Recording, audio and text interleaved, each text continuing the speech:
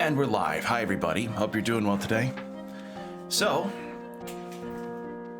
what I've got on the docket for all of you today is something that we started a little bit ago, and I'm excited to get back to. That being, get the game audio to play. There.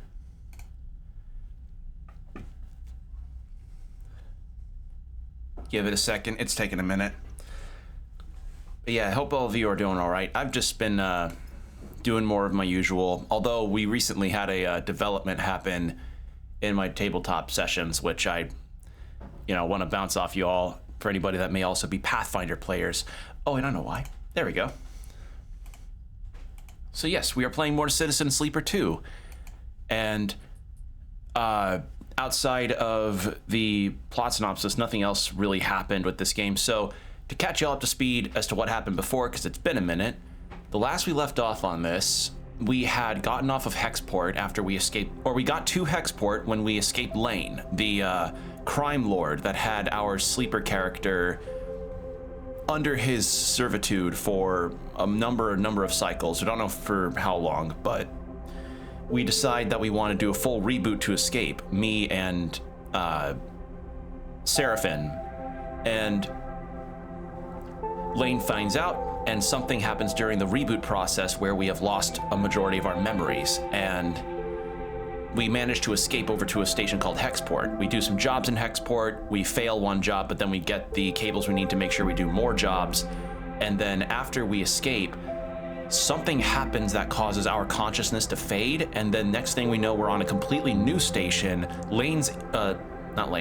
Seraphim is injured, and the other member of our party had left because she was hoping to go find more cores from this old company that had gone derelict to find out about our history. So, yeah, that's where we last left off, if my memory serves. We're still playing Extractor, and we had just gotten on here. We got a new crew member that is temporary, and we also helped repair a water resupplying ship over here, which had a breach that spilled a bunch of water out, which was going to be vital for the current satellite that we're on. So besides that, nothing else significant has happened right now. I've just been building up our funds since Seraphim is injured and therefore he can't work. So we've been going through, and then we got saved by the resident of the space station named Bliss. They've been really helpful, and yeah, that's it.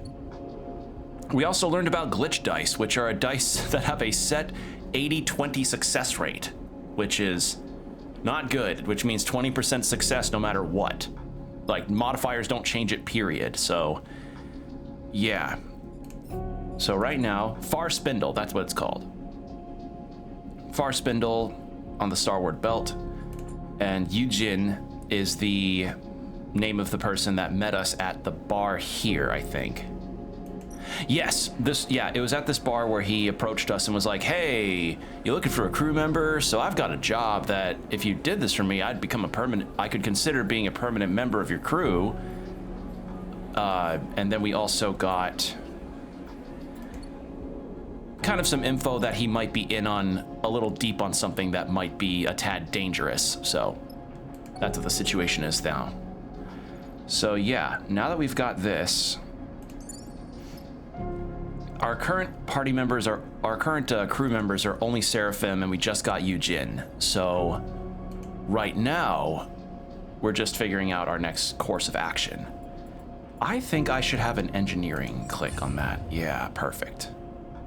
Because we also got some skill points as well from leveling up. I don't want to end the cycle. I want to explore.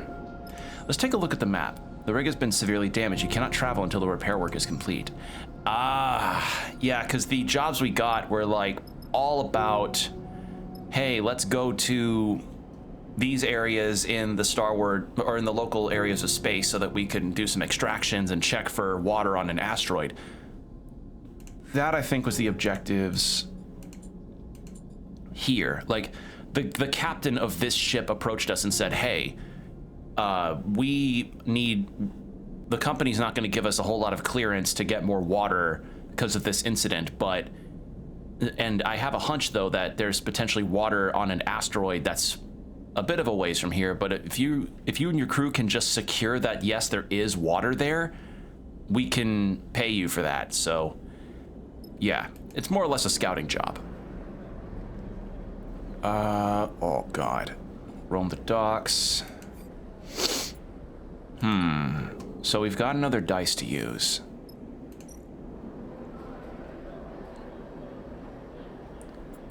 There's still a lot more characters that we have yet to really encounter, and we're down a crew member because, like, I imagine if I had gotten the core from the from that derelict ship that we went to, we probably could have had her on as a permanent party member, but it is what it is, you know. Bad rolls. They like a combination of like that. It was it. That was really it. It was just some bad rolls that caused the ship to completely fall apart.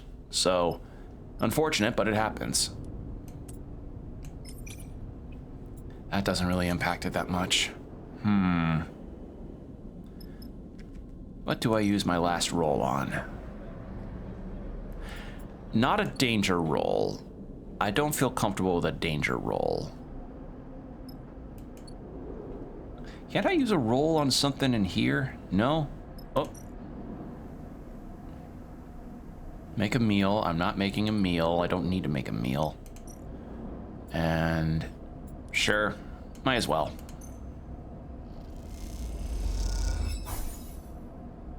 Minus stress.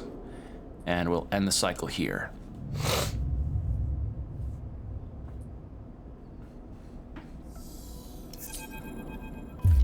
You wake to the sound of blaring proximity alarms. You quickly unstrap from your bunk and dizzily glance around.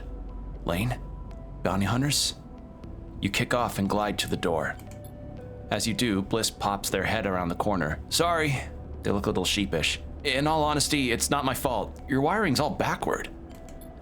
It takes you a moment to understand what's happening. You steady yourself against the door frame. Sorry, I'm just a little jumpy. I get it. Bliss looks down. Didn't mean to wake you. It takes you a while to get ready and drift down to the mess to see what's happening. By then, Bliss has turned off the alarms. You find them unspooling wires from a hatch you'd never previously noticed in the mess's ceiling. Sorry again, sleeper. The voice comes through the ceiling panels, muffled and dulled. You settle at a stool, neatly tucking your legs behind the crossbar.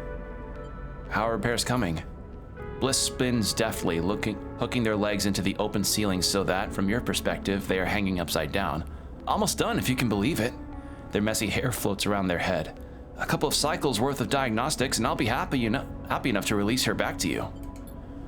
A yawning Seraphim drifts in. He looks between the two of you, amused. What are you both doing up so early? You and Bliss exchange amused looks. What? You didn't hear the alarm? He shrugs. Heavy sleeper.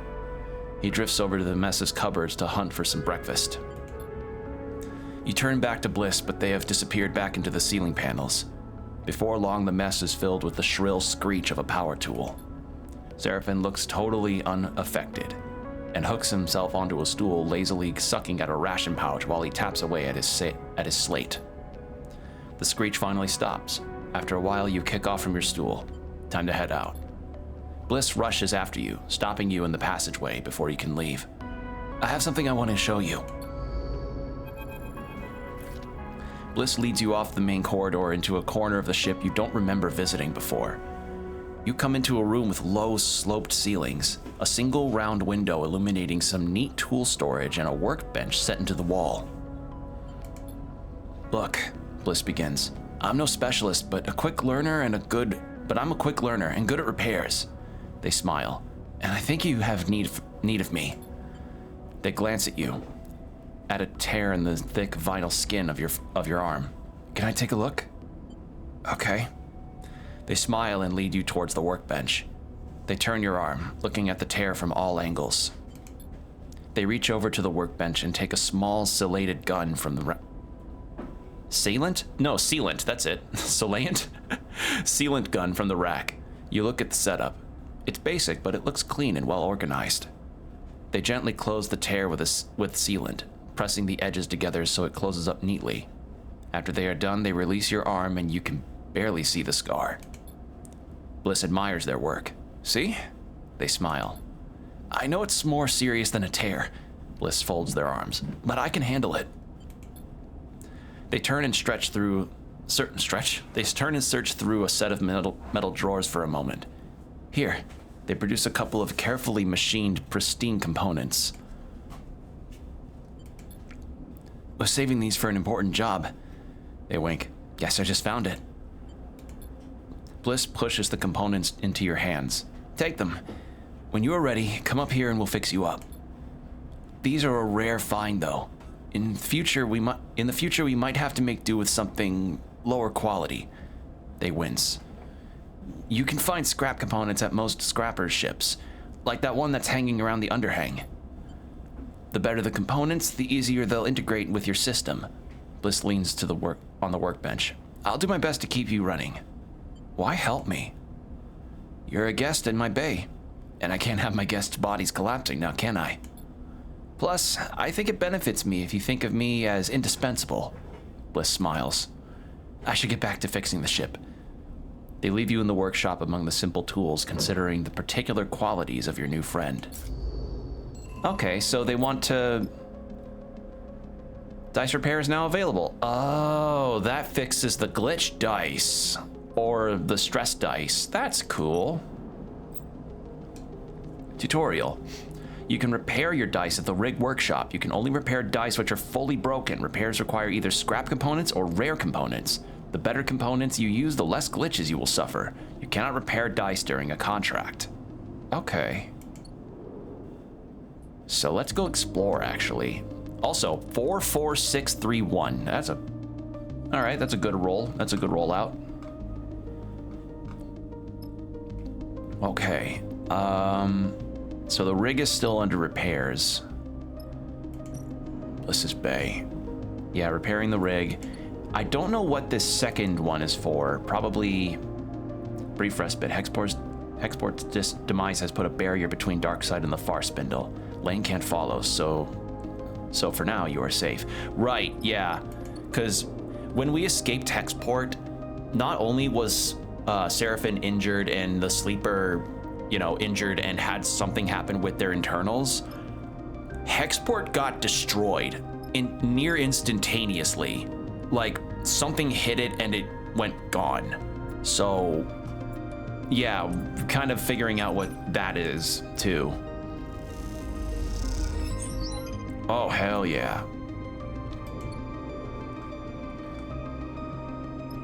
So as far as updates that are happening in my situation is concerned, my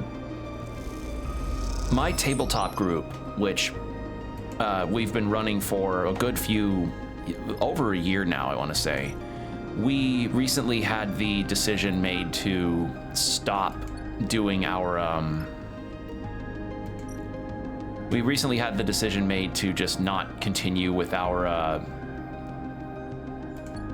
campaign because our party dynamic was just not really doing us very well. We were dealing with a situation of just not meeting the output of damage we needed and output of survivability for the challenges presented to us. So we're starting a new campaign now, which I'm pretty excited for. I'm feeling a bit more optimistic about it, especially since we now have a learning experience under our belt about how we ought to think about our party dynamics and what our builds should be like as far as classes are concerned. So that's been the main thing that I've been doing, is just looking up Pathfinder classes, races, and looking up the setting in particular. Our DM was very kind in sharing a lot of info about the setting that this campaign is in, the part of the world it's in, its history, and with all of it, as much of it in mind as I can think, I'm like, okay, what have I got in mind that could work for this? And I've narrowed it down to something that I think could be really fun.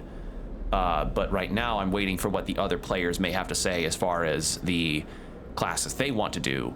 So yeah, that's been the big thing for me, is just figuring out a new character. I'm thinking Half-Orc War Priest. That's the character I'm thinking of.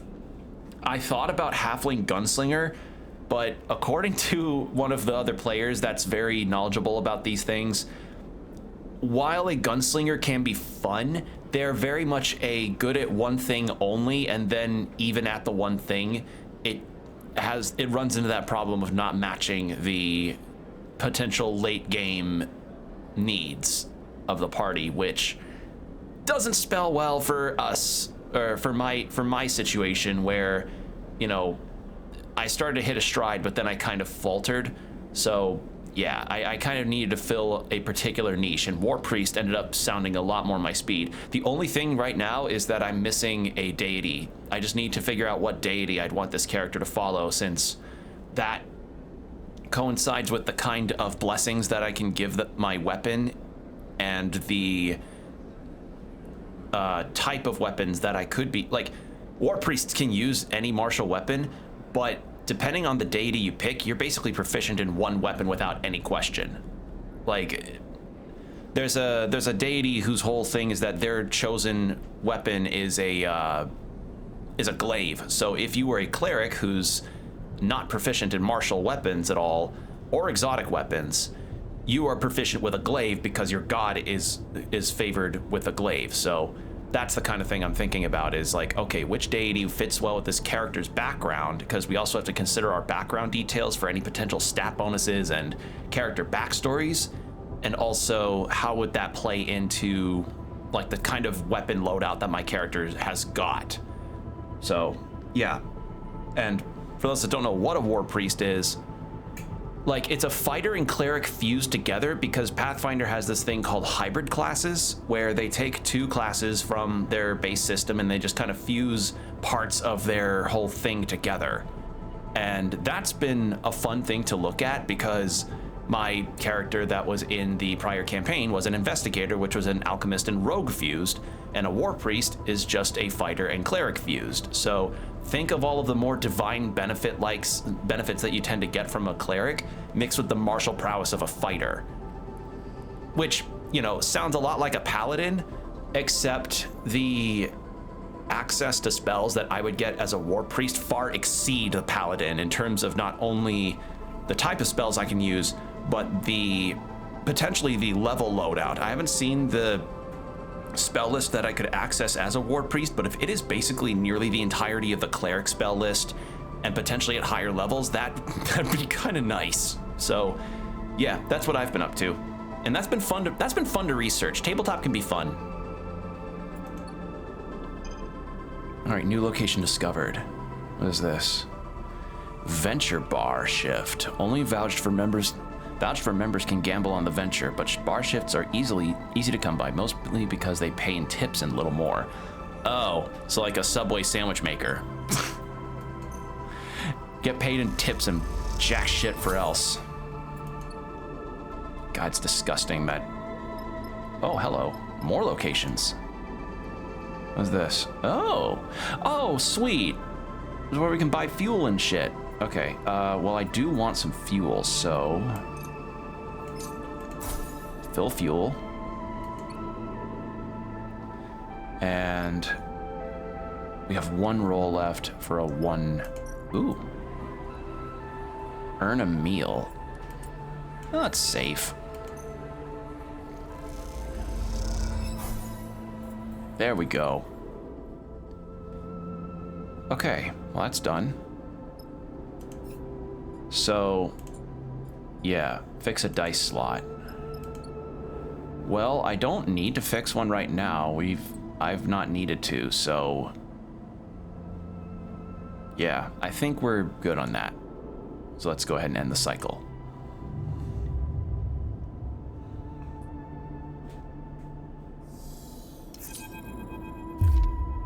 You jerk suddenly awake. A fragment is lodged in your mind. A shard of sound, of signal, a tone. It resonates like tinnitus, obviously internal, inescapable. You look down and see your hands blurred, your fingers dancing as if they were typing. Settle them. Your fingers flap like caught birds. Take control. It takes all your focus to settle them. You force yourself back into them. A sensation like squeezing on a tight pair of gloves. You flex your hands a little to feel them. Test them. What was that? You take a deep breath to calm yourself, but as you do, you are reminded that you don't need to breathe. It is a claustrophobic sensation that you cannot shake. You get up, push off the wall, pull on your clothes, anything to escape the dreams that hover there at the back of your mind. Also, we have an ad break starting in about 5 minutes as a heads up. Seraphin drifts in casually, heading into his bunk to grab something. You can't shake the strange sensation that he has just drifted into your mind. He shoots you a glance. I said, are you okay? He gives you a concerned look. You look terrible. Not really. You mumble a response. You need to talk to me, Sleeper. Seraphin gives you a look. He sighs. I know something happened back when we were leaving Hexport. I don't know. I saw it, Sleeper. Saw something change in your eyes. He pauses, looking for the right way to explain. They were cold. Fixed. I've never seen that before. He looks away. Back when we first met, I knew at once you were human. I knew because of your eyes. I'd never met a Sleeper before, but I knew immediately that you were no machine. It was obvious. But then, on the rig, he shivers. I couldn't see that anymore. I don't know what happened. What did it feel like? He gives you a curious look. Try to identify it. I'm not going to pass that. Oh my god, I did! You remember your eyes, you close your eyes and recall the moment. You remember Lane's voice, the rig hot and close, the numbness. And then you see it, glittering in the non-space of your mind, thin and bright like spider silk. A thread. Sleeper? Seraphin's voice interrupts your thoughts. You open your eyes to his irritated face. Are you even listening?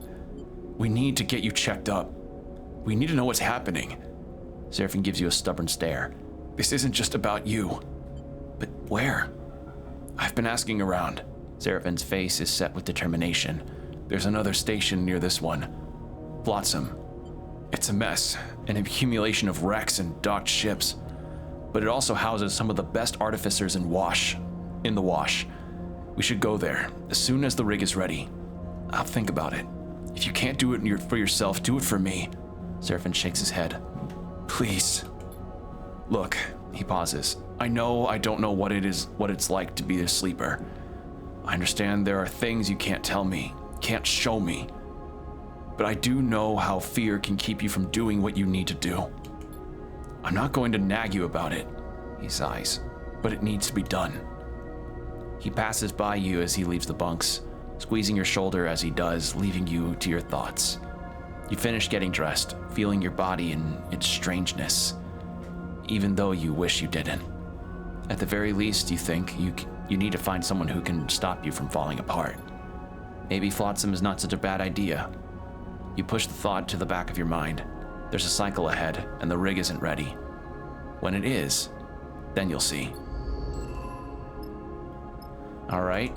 So yeah, something's happening to us that we can't really fix or control because, as he said, we just kind of blanked out after Lane's voice had come through. So yeah, let's do a shift at the kitchen to earn a meal, get some food. There we go.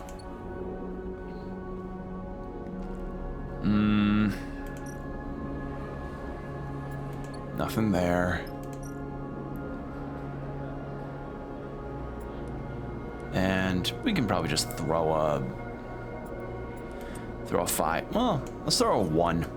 It's a danger, but I think I want to risk it. Maybe? Hey, minus some energy, but I'll take that. Also, let's see. Ad's about to start in a minute. I may just go ahead and get it on soon. So, 3 minutes of ads are about to come up. So after that, we'll have 1 hour of no pre-rolls. So if you want to do so, take this time to go get yourself some water, stretch, whatever you need to do. Make sure that you're all hydrated, and we will be right back. Just in the next 20 seconds or so. So yeah, BRB.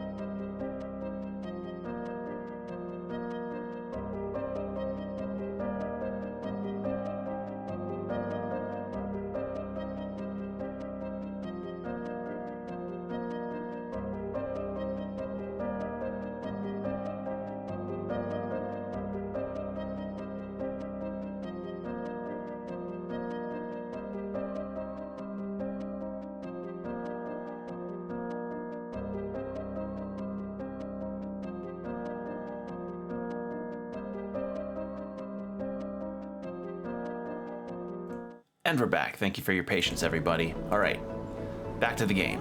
So now we have potentially a new character or scene to go through, so I'm pretty excited for this. The Far Spindle lives up to its name, its tall stature making it a real effort to travel from end to end. The locals' solution to this problem are the transit tunnels, massive tubes bolted onto the outside of the spindle that allow for rapid passage from top to bottom. As you find yourself in one of these cavernous passages, bulky cargo haulers rushing by, you start to wonder if braving them is worth the effort. Back up! A shout rattles down the bare transit corridor like a gunshot, and is rapidly followed by a crunching impact. You spin back, pushing yourself against the side of the wall, the wide cylindrical passage. As you do, a hauler glides past, sending a rippling wave of air across you in its wake. When the roar subsides, you hear a string of expletives coming from nearby. A spiky-looking figure, clutching some oddly shaped open-frame object, gestures widely at the vehicle as it glides away. Spiky airbike courier, what? How do you pronounce your name? Your portrait is blocking your name, sir. or her name's not being fully displayed, my bad. Yeah, dickhead. She spits an impressive glob of saliva down the tunnel and it spirals in 0G. She turns to you in her anger. You see that? Tried to slam me into the wall. Total dickhead. She nods firmly. No shit. Haulers hate us. She sniffs and looks you up and down. Not supposed to be in the transit system without a vehicle. She squints. Not like I care, but maybe you do? Right, sorry. Like I said, don't care. She rolls one of her shoulders, stretching it out. You're new here, right? Is it that obvious? She shrugs sympathetically. Nothing to be ashamed of. It's like, is it a cadet? Is it just cadet? Is that her name? Love her portrait, though. She looks fucking awesome. Let me give you a tip. She begins checking her open-frame vehicle, tightening bolts and untangling pipes. Avoid the haulers. Dickheads. A lot of them. Especially the water haulers. Think they're better than anyone. Don't mess with the stevedores, though. Don't mess with the stevedores? Yeah. Don't mess with the stevedores, though. They're good people. Get treated like shit by everyone else, just like us. She rapidly plugs and unplugs a series of connectors. They'll show you the shortcuts. She looks up. And never, ever get in a Spindlejack's way. She smiles, spinning the vehicle in her hands. Spindlejack? She thumps her chest. You're looking at one. She pauses, considering something. Then suddenly she reaches into one of her many pockets and pulls out a small transparent rectangle punched with holes. Text glints within it, reading, Cadet, Stripe Line Express. You take it. Oh, so it is Cadet. That's her name. Cadet, she flexes proudly. That's me. Stripe Line is my outfit. Kamal's the dispatcher. Small outfit, but we punch above our weight. Dispatch is here in the spindle's core, but I run the transit tunnels up and down the spindle 10 times a cycle. You need anything moving on the spindle? Data, tech, messages too hot for the hard line? Come find me. You're a courier? Got it in one. She kicks off the wall and mounts her bike, triggering a small burst of compressed air to keep herself steady in the transit passage. You hear a buzz of distorted speech from what you assume is her dispatcher. Cadet angles her head to her communicator and mutters back into it. Got hop, sleeper. She looks over at you, and something flickers in her eyes. An idea? Or perhaps just a realization. You might be able to help me with something. Package that's been bothering me. She squints down the passage. Come to the office at Stripe Line in a few cycles and I'll show you. Sure. We'll call it a favor on account of me saving you from being flattened by a hauler. She winks. Now you better get out of here before another hauler tries to squish you. You step back as she twists the handlebars and a burst of air sends her flying down the transit corridor at an unsettling speed. You watch her go, slightly caught off guard by her final remarks. What would a courier need you for? You turn the idea over in your head as you find a way out of the transit corridor back to the safety of the main concourse. She's cool, I like her. Love her design too. Okay, so She has a thing for me, potentially, which would be good. So, that's just for cryo. I have a potential feeling about this. Maybe another character. Yeah, so Cadet's a new character. I don't know what new characters will count as crew members versus ones that won't, but I am into the idea of having more party members because I just want to see more of this gorgeous art.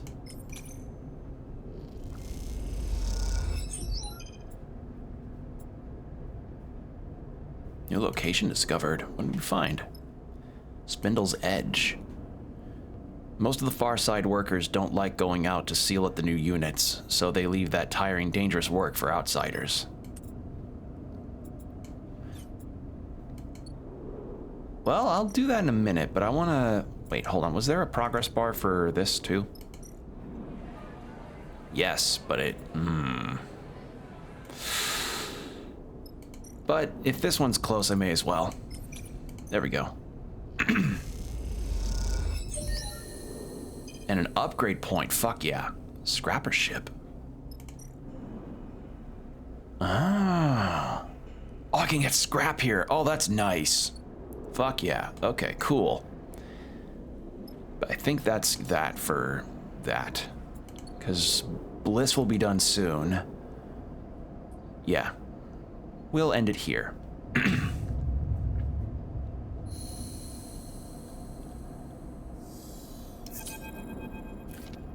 As you drift lazily down the ship's mess, you hear raised voices. You steel yourself for a moment at the entrance, then slip inside. Seraphin sits hooked onto his usual stool, his slate glowing beside him. He's shaking his head as you enter. Bliss, meanwhile, is floating freely and gesticulating sharply as they explain something important. Yeah, gesticulating, I think is the word. I don't see why not, Bliss chops at the air. It's not like you have an alternative. We can get the cryo. It'll take time, but we can get it. That was the deal. Seraphin speaks calmly, trying to placate Bliss. Sleeper! Bliss spots you entering and they turn to Seraphin. See what Sleeper thinks about it. About what? They both fall silent for a moment. Seraphin sighs. The rig's ready, Sleeper. Bliss gestures around the mess. I've fixed it. Hell, I've improved it. She's purring thanks to me. Now, wouldn't you say, having done such an incredible job, I deserve to be paid properly for my work? A calculated look crosses their face. A refit in return like this would typically cost my clients hundreds of cryo, even if I was feeling charitable. Seraphin sighs loudly. He knows where this is going. See, I could make you pay, and maybe you could even scrape the cryo up, but not without taking a contract and taking the ship off station, leaving me in the lurch. We wouldn't do that, Seraphin starts, but Bliss holds up a hand to shush him. So I have a proposition, one that clears the debt completely. They pause. I will turn around the open sign on this little bay of mine and join up with you. You keep me in work, give me my split, and give me transit to wherever you are headed. I'll even keep this rig of yours working for free. They shrug. What could be better than that? Us paying and being on our way, with no hangers-on. Seraphin folds his arms and looks at you. Tell them, Sleeper. I mean, you're injured. We could use their help. Bliss grins at Seraphin. See? Sleeper gets it. You can use my help. I'm an excellent engineer, a tidy shipmate, and a half-decent chef. I'm done with Farspindle. I'm done taking not enough jobs for not enough cryo on a station where I know nobody. They pause, satisfied. You're welcome. Seraphin holds up his hands. Look, we appreciate it, but we are on the run, Bliss. Trust me, you are better off here. He gives them a serious look. Even telling you this could put you in danger. Bliss pauses, then they start laughing. On the run? They shake their heads, smiling. You expect me to be scared off by that goofy shit? It's true. Bliss just shrugs. The system is at war. The belt is spiraling into a crisis. Everyone's got something. I know you were at Hexport. Seraphin looks at them, open-mouthed, searching for a retort. What happened there? Who's to say it won't happen here? I'm not sitting around watching this all play out any longer. They take a deep breath. Something has to give. Bliss turns to Seraphin. Look, you've done your due diligence or whatever. You were on the run. I've been warned. I accept the risks. That's it. At the end of the day, your ship is clamped into my bay, so unless you know my encryption protocols, there's not much left to discuss.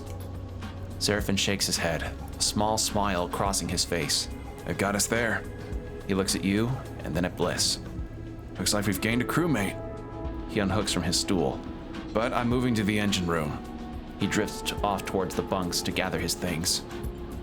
You and Bliss exchange a nervous look. Sleeper? Welcome aboard. Bliss smiles and gives you a half-hearted mock salute. You leave Bliss in the galley and head to the cockpit. The rig is ready to fly again, but the question is, where to take her next? Seraphin mentioned Flotsam, a short Starward journey from here, as a busy station where you might find an artificer to help diagnose your glitches and errors.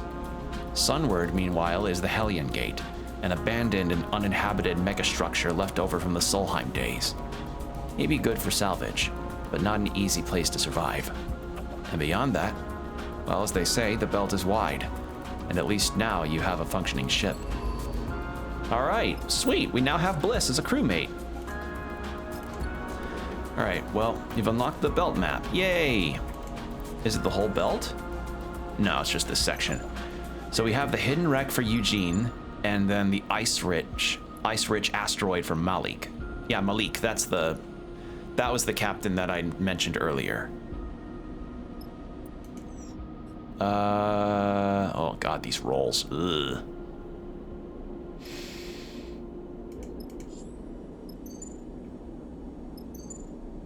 You know what? We may as well. Why not? The ice thing seems pretty important, so let's do that. Do we want Eugene? Oh wait, we have to take both of them. Right, because Seraphin he can fly, but he can't do stuff. Yeah, let's do this. Yeah, because of Seraphin's injury, he can't do any other kind of work besides flying. The asteroid looms large in the cockpit's glass. Light glints off the sheets of surface ice. The same glint that must have caught Malik's attention when he was fleeing the Conway countermeasures that damaged the springtide. Yeah, so, company-hired mercs attacked the water ship, and that's why they were leaking so much. There's been no sign of Conway drones or mines, but that hasn't stopped Seraphin being cautious in his approach. You have to admit, you found yourself searching the back void of space for a terrible blinking red beacon too. Wait. You have to admit you found yourself searching the black void of space for a telltale blinking red beacon too. We're close enough to jump down to the surface. Seraphin locks down the engines. I don't see anything on the scope, but I'll keep her warm just in case. Why so jumpy? Did you see those holes in the springtide? Seraphin responds without looking away from the controls. We hit one of those Conway mines, we'll be dust. I say we core this snowball fast. Eugene shrugs. The less time we're out here, the less likely we are to run into anything Conway left behind. He smiles. Simple. Sure, Seraphin cuts in. But fast means messy, and messy means more damage to the ice. We don't need to crack the shelf and lose half the water we came to survey. Who said anything about messy? Eugene stretches, unclipping from his seat. Fast and clean. He winks at you. Easy. You unclip from your seat and kick off towards the airlock. The scale of the asteroid is troubling, but Seraphin assured you on the journey here that surveying it would be easy enough. Just take a sample from the deep ice for testing. The problem, he said, is getting down that deep. You'll have to cut away at the ice, dig yourself a hole, and doing so will create fractures in the shelf. The asteroid may be big, but it is held together with only a weak gravitational force. The more the ice is cracked away, the less there is for the far spindle to harvest. Something you doubt Malik will be happy about. You push the worry to the back of your mind and get suited up. Something on your mind? Bliss drifts up beside you and pulls a suit from the rack. Just hoping we don't mess up. Me too, they shrug. I don't want to jinx it, but it seems simple enough. Can't say rock, or in this case, ice cutting is my usual strength, but it's gotta be simpler than slicing a hole without touching any of the internals. Bliss zips up their suit. We'll be fine. Bliss's reassurance that they don't have any experience with the job you are about to do doesn't exactly calm your worries, but their nonchalant attitude helps. especially when you consider the volume of ice you are about to start cutting into. Cheer up! Bliss punches you on the arm as you get into the airlock. Might never happen. The lock cycles and you find yourself staring out at the glinting surface of the asteroid. On second, Sleeper, Seraphine's voice comes over the comms. I'm seeing something here. Some kind of man-made shaft on the far side of the asteroid. Interesting. Yujin is stood beside you in the airlock, but in this vacuum you only hear him through the comms link. Crews sometimes stash goodies on the rocks like this. Let's go take a look. He pats you on the shoulder. Just hold up, Seraphine's voice cuts through. The survey is our first priority, and the integrity of the water ice. Hunting for buried treasure comes dead last on the to-do list. You can almost hear his eyes roll through the comms link. Don't get distracted. You squint at the rock and spot a dark recess just over the curve of the asteroid. That'll be the distraction then. You refocus on the ice sheet. Time to get started. All right. I mean, that makes sense. You know, less mass that's in something, the less a gravitational pull will be attracted to it. So, gotta keep that in mind. All right, so Bliss. All right, I will do some of this.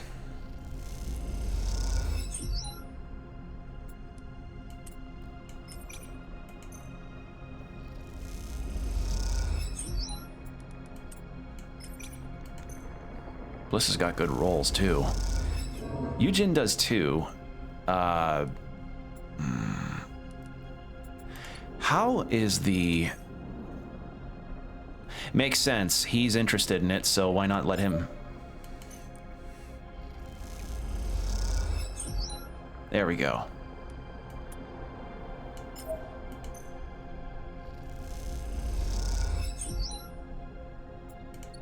Cool.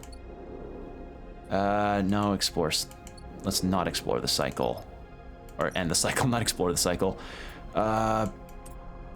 Bliss. How about you do this?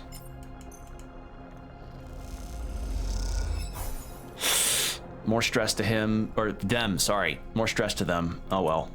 That happens. Oh god. And more ice stress. Alright, they're pretty... I don't trust my low rolls to work, so let's go ahead and end the cycle. Yeah, they started with some good rolls. What do they have now? A 6 and a 4 and 2... Oh my god, yeah, that's really good. Ooh. And I got some pretty decent ones too. Alright. This could work. Alright, let's take a 100% positive. And then Bliss can add in 2 because they have a 6, which is awesome. Fuck yeah. And then a 4. Yeah, beautiful. Okay, and this is where Yujin comes in. You need to analyze the asteroid and report back to Malik. All right, cool.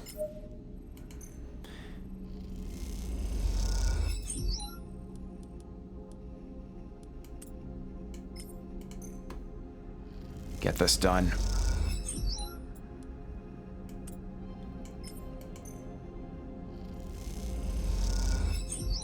Yeah. And we have a push, but I'm not going to use it yet unless we have a particularly bad roll set in a cycle.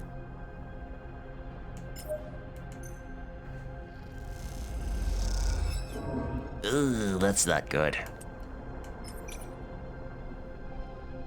We'll try this again. Nice!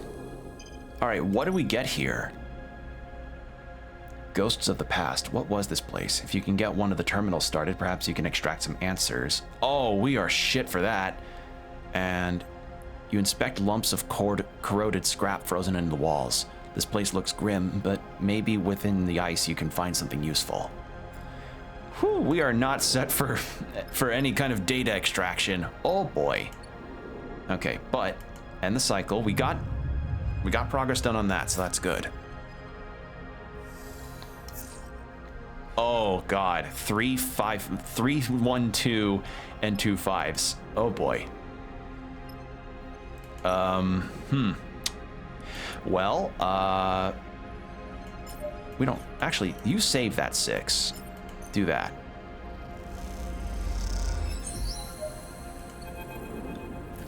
The sample core, a long and weighty cylinder of cloudy ice, comes up from the borehole and cleanly. It glows in the sunlight, catching the rays in its frosted interior. Nicely done, Sleeper, Bliss chirps in through the comms. I've never cored an asteroid before, but the result is pretty. Let's just hope it's drinkable. Let's not melt it down for liquid refreshment just yet, Seraphine chimes in. It's likely packed with unpleasant impurities. The question is, are they the kind of impurities the far spindle can filter out? Let's get it up to the ship and we can run the analysis on the trip back. Seraphine pauses. And before you get any ideas about digging around on that asteroid some more, remember that if we break away any of the ice, Malik will likely dock our pay. You start the journey back up to the ship, dragging the sample core with you. As you do, you look back at the asteroid, wondering if it might be the bargaining ship Malik had been looking for. You'll know soon enough. Alright, well, we can still do this. Why not?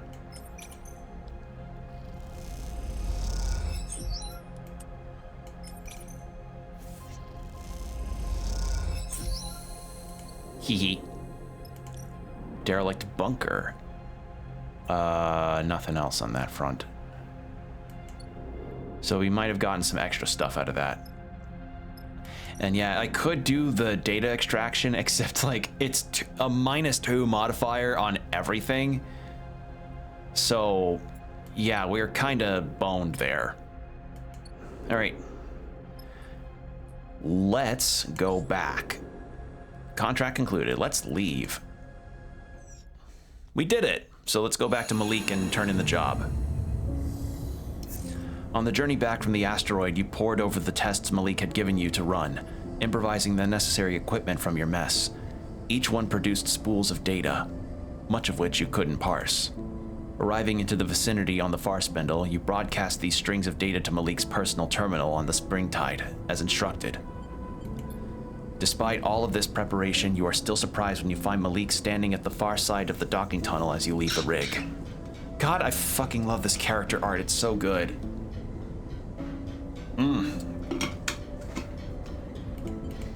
Sleeper. He nods neatly to you. I thought it was better I come down here, away from my crew, to discuss your findings. And the findings were? Straight to the point. He clasps his hands. Good. As I suspected, the asteroid was indeed rich with water ice. Thankfully, the contaminants can be dealt with. He speaks matter-of-factly, betraying little emotion. With the data you provided, I should be able to convince the Far Spindle administration of its worth. Then we're good? Malik smiles. That remains to be seen. Before I make payment, I would like to ask in person if you saw anything else of consequence. Anything to share with me that might affect my dealings with the Far Spindle. He folds his arms across his chest. I would prefer not to have any surprises when they go retrieve the water. Do we tell him about the shaft? If it affects the Far Spindle's ability to get water, then they really should know. There was a shaft. Interesting. Malik smiles. It is likely of no consequence, but if there is something of value there, it could play to my benefit. I will mention the potential of additional salvage to the Far Spindle administration. Given the data, it doesn't seem to have impacted the ice.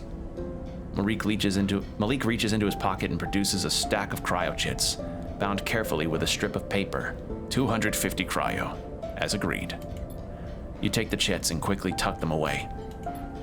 With that, our business is concluded, Sleeper. Malik nods lightly. I must speak with the administration to negotiate the release of my ship and then prepare for immediate departure. The Syndicate will be eager for my successful return. Thank you. Malik bows and turns. Should our paths cross again, I will see that it will be to your benefit. Oh, that's a lot of money. Woohoo! Something flickers in the back of your mind. You stop. You have to stop to blink it away. It is a tightness behind your left eye. an aching point that refuses to move. And then the voice begins, hissing through the background noise of the rig's systems, a new whine amongst the chorus of the life support and ventilation.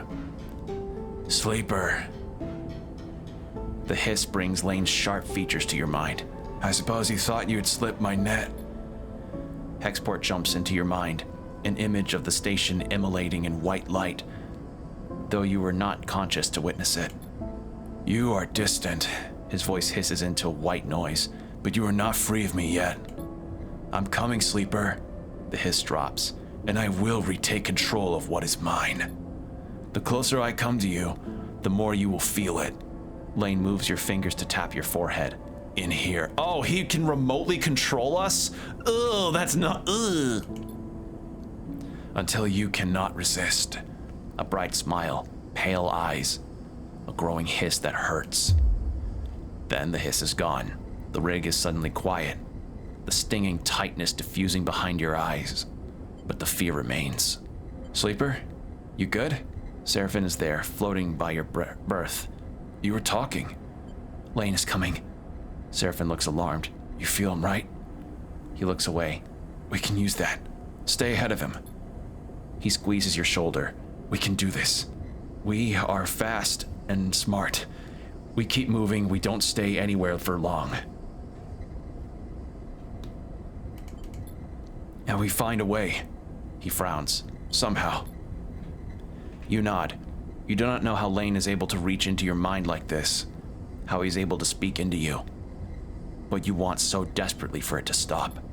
You must find out what he has done to you before it is too late. You must stay ahead of Lane at all costs. Sleeper.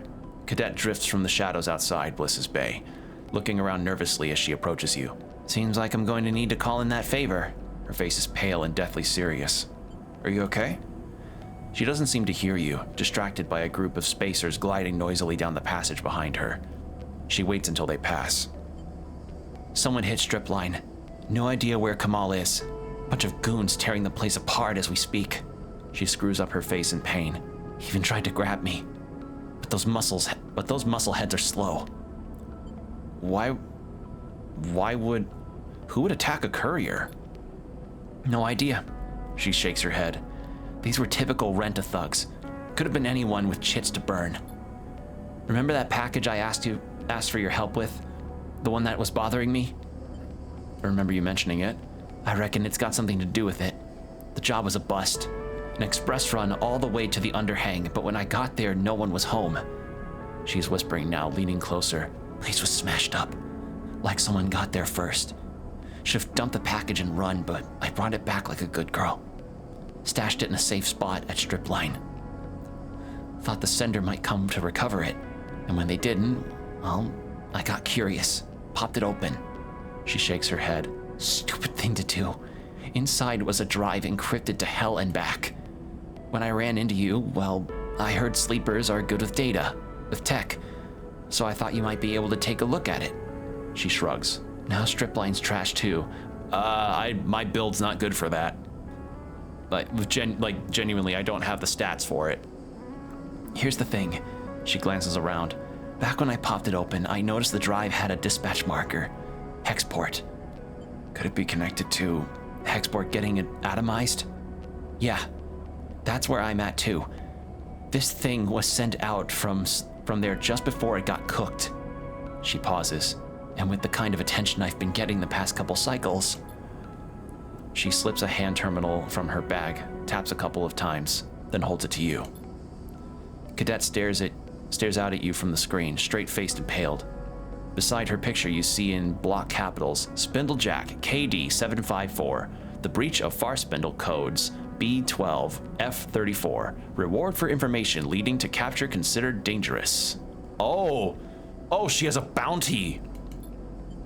Dickheads blasted it out to the transit channels. Every Spindlejack, hauler, and freighter carrier is going to be watching for me. She pulls back the hand terminal angrily, stuffing it away in her bag. Something's going on. Anyone who can help? She looks away. Spindlejacks don't make friends easily, and now all the couriers I do know are looking to turn me in for a payout. She snaps her head to the side, her eyes flashing with anger. Why do you think I'm here? It's time for that favor, Sleeper. She meets your eyes. My connections are burned. Hell, my whole career is gone. I need to fight back. If I walk away, there's nothing to walk away to. She softens a little. I need your help. What can I do? I need you to get the drive. She takes a breath. If they want it that much, then I can use it to buy my way out of this shit show. And I tucked it away somewhere safe, so my guess is that they haven't got it yet. You just slip in. I'll give you the location and pull the thing out. She folds her arms. Should be simple. None of this is simple. Just snatch it and go. Don't overthink it. Look, this thing turned out to be worth something. You'll get your due. All I want is my life back. The drive is in the workshop. There's a loose panel behind the air bike rack. She leans in.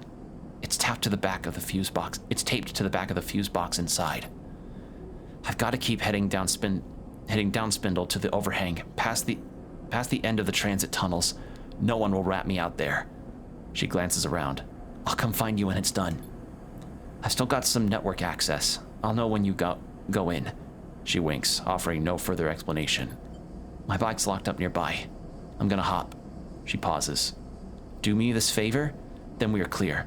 Stay safe. Doing my best, Sleeper. She gives you a mock salute. She slips back into the shadows, and a few moments later you hear the percussive pulse of an air bike accelerating away. You know at least what it's like to be on the run, to flee for your life. And in that you feel an empathy, a connection with Cadet. But from every other angle, this thing looks like bad news. The kind a sensible person would steer well clear from. And perhaps you would steer well clear if it wasn't for one detail that has stuck in your mind. The drive is from Hexport. Is all that enough to send you down the strip line in search of that drive? Only time will tell. All right, so we gotta find that drive.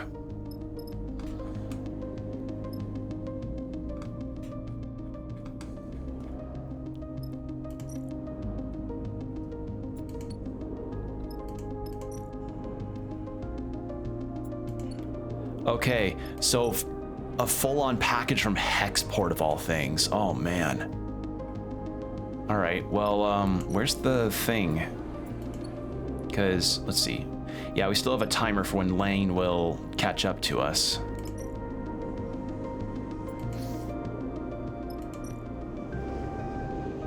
Here we go. That's where it is. Let's take some of these actions.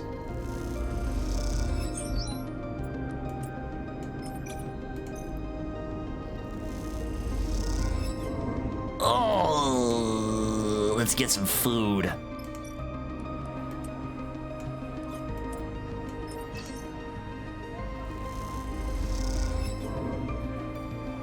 Oh no, bad roll day. Okay,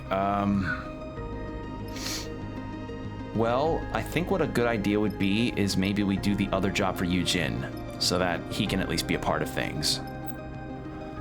Lane is hunting you once again. His progress will be tracked by the hunt clock. If this is filled, he will catch up with you. It will increase once every cycle you spend in the hub. However, each time you travel, the hunt will be reduced by 3. If you keep moving, you can stay one step ahead of Lane. I see, so if the travel likely still includes things like doing contract work, then maybe we'll be safe. I think that's a good idea, actually. Let's recover some energy so that we don't lose out on stuff each cycle. Oh, that's stress. I'm stupid. Actually, what we should do is get some fuel and supplies and stuff. Some fuel and food. Fill supplies. And...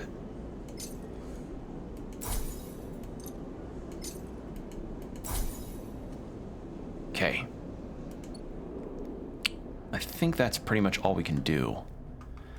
Well, could do this, because technically, like, it starts a new cycle, so we should just get more badges, or more dice when we get to wherever we're going.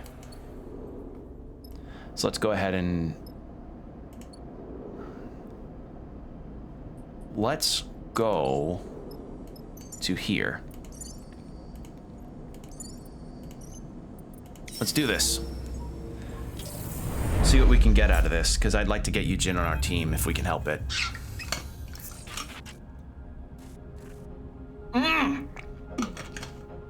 Uh-oh. Well, that's not good. This is not what you promised. Seraphin turns to Yujin with a raised eyebrow. Looking out across the field of debris scattered around the small asteroid whose gravity has kept them here, you have to agree. Where do you even start looking? Yujin shrugs, unfazed. I said the wreck was hidden. Transponder off. No flight records. I didn't say it was intact. If it was an easy job, I wouldn't have come with your crew. Could have just grabbed it myself. He winks. We'll all earn our share. That's definitely more than one wreck. Bliss is leaning toward the window, staring out at the glinting debris. I can see at least 3, maybe 4 different engine housings out there. Seraphin sighs. You really think there's something of value to be pulled from all that? I know there is. My tip-off is good. We just need to find the right part. He looks out at the wide field of debris. Off the right ship. And how do we do that? What I know is that a wreck with an item of great value is out there. That's it. He unstraps from his seat. Are you all afraid of something? Are you all afraid of some hard work? Is that it? Seraphin starts laughing. So you're telling me we don't know what we're looking for, where it is, or what it's worth? Trust me or don't, Yujin shrugs. This will be worth your while. This is a hot tip.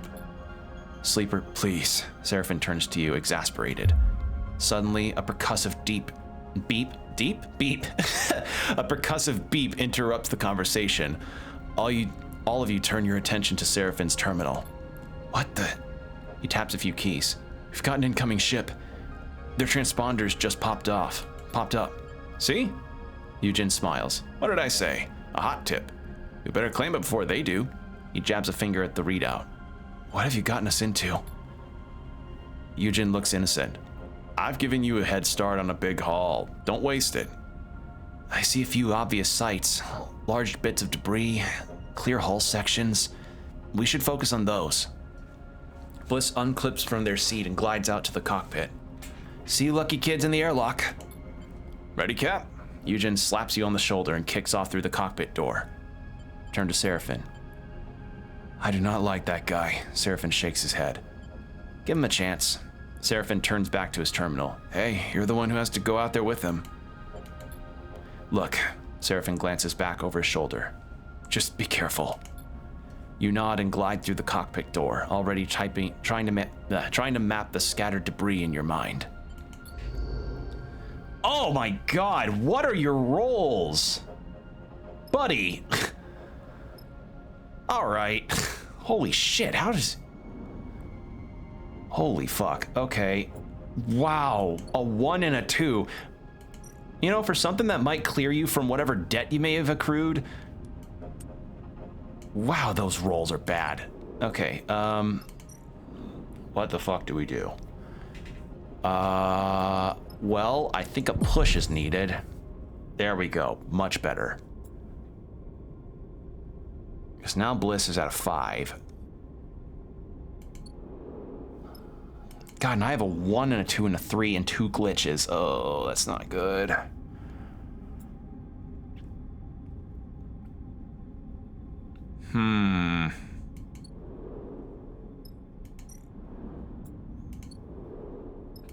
What is this? Seraphin has detected the transponder of an incoming ship. Who is on your trail?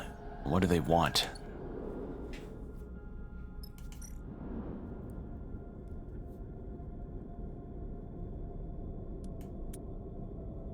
Well, scavenger's hull, crushed shuttle, scattered wrecks.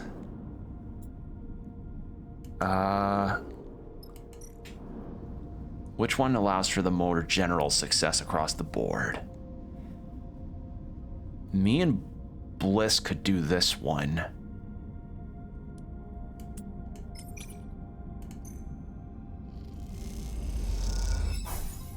Okay.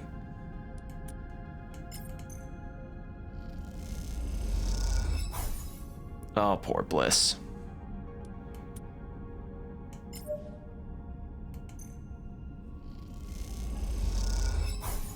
Oh, God.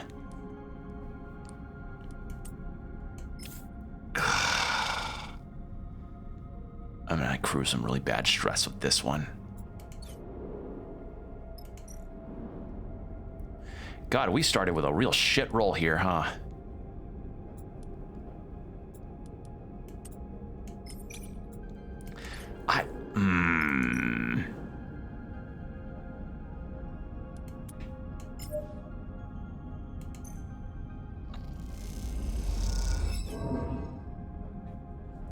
Nah, this is a bad cycle. Oh, God. Could try this. Didn't think so.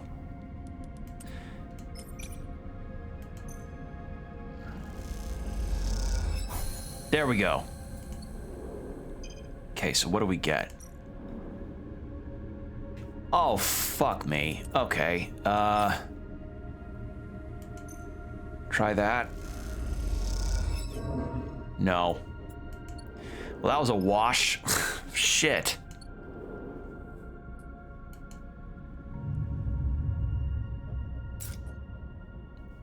Please give me better dice today. Okay, oh, fuck yeah, that's way better. That's way better.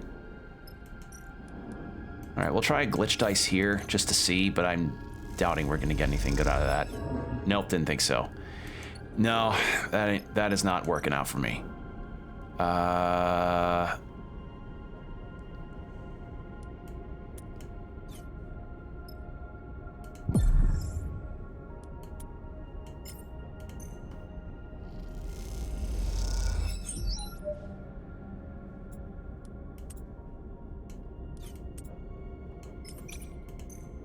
Try this at least, maybe.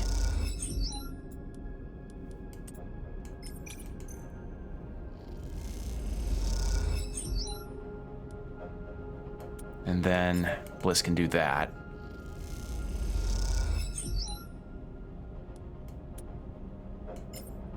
Save the other rolls. Fuck. Eugene? There we go. Okay, what do we get? Okay. Just gather some fucking scrap. Anything. Because frankly, like, we're kind of screwed otherwise with everything else that we have here. If I had a different sleeper type, then maybe, but yeah, this ain't working out.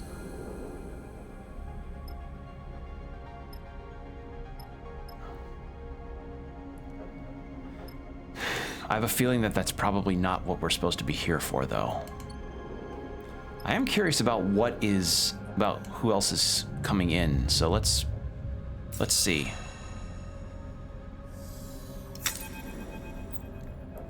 You have taken damage to a dice because of stress. When your dice rolls are at the start of the cycle, your stress dictates if you are taking damage or not.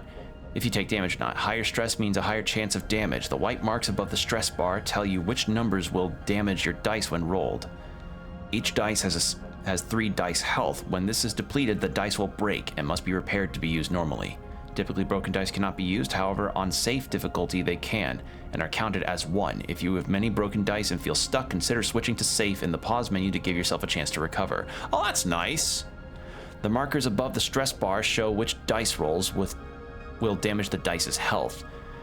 Oh, so if I roll if I roll 3, 2, 1, and 4. Oh.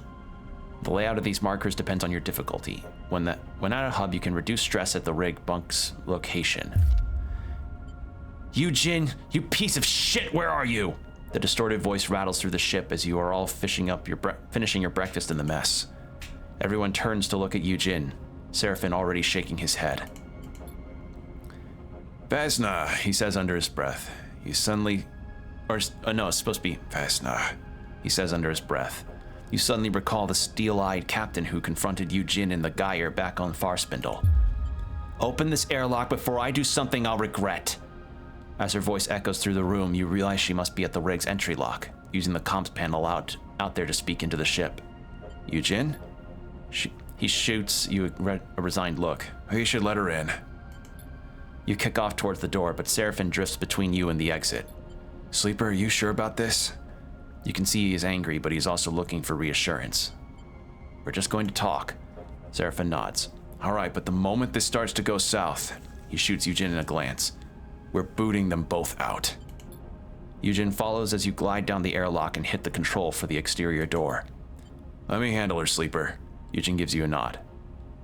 This is my ship. He raises his hands in submission and drifts back a little. You watch as the airlock cycles and you see the silhouette of Vesna through the viewing window as she removes the helmet from her suit. You prepare yourself for what comes next, hoping that Seraphin is somewhere nearby. Thank you. Vesna floats through the airlock door. Her eye implants making it hard to read her expression.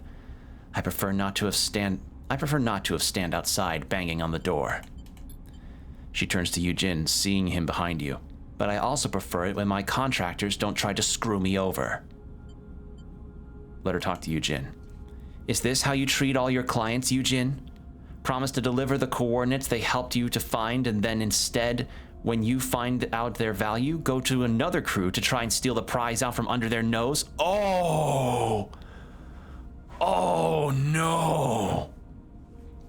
So Yujin, so the crew goes, so this crew, Vesna's crew, is like, hey, we found his wreckage, and Yujin's like, interesting, I'll look into it, looks into the wreckage, sees that there could be something good, and then is like, I'm gonna go to a different crew so that I could get a larger payout versus what I would have to give for this crew that I'm currently with.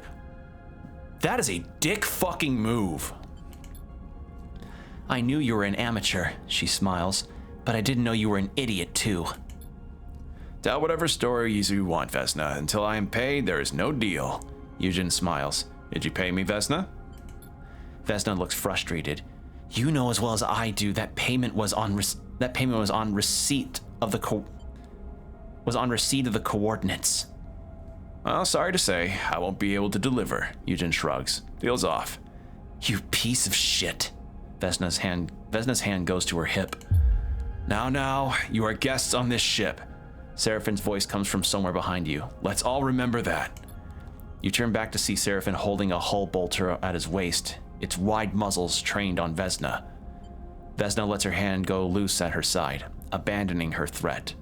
Of course, she sighs. I thought you might all see the breach of trust in this situation, but I was wrong. I don't want to escalate this. On that, we agreed. She backs a little towards the airlock. Yujin, she looks at the freelancer. Don't think I'll back off. My team can find this thing faster than any mongrel crew. She smiles. First to the prize takes all. Stay silent. Vesna slips back into the airlock and hits the control panel.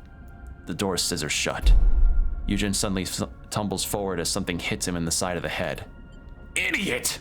Seraphin stands behind Yujin, having swung the heavy muzzle of the hull bolter directly into his head.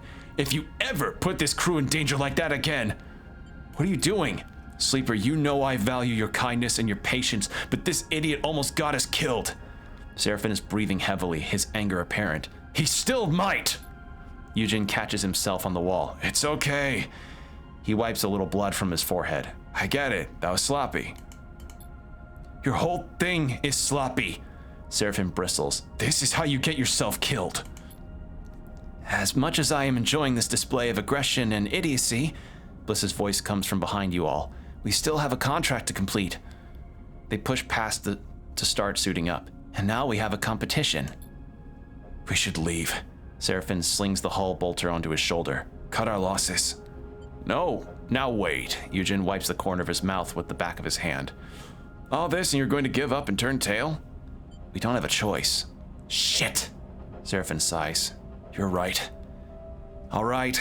He glides over to Yujin and pats him on the shoulder. Time for you to prove your worth. I'll be watching. Oh, wow. Yeah, that really could have gone poorly. So we have 3 cycles to do this. Okay.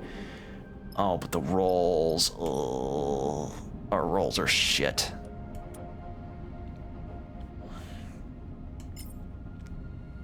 Could try this one.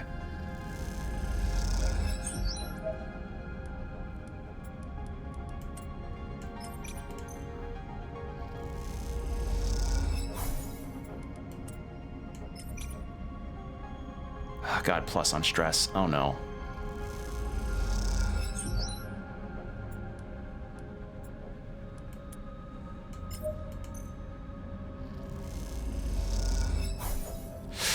That's fine. That's fine. You wanna know why it's fine? Because I can do this.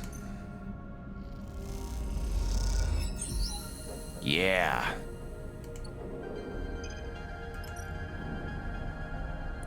What is this? Unlock with cipher. Oh, so we likely need to get a cipher from here. Uh-oh.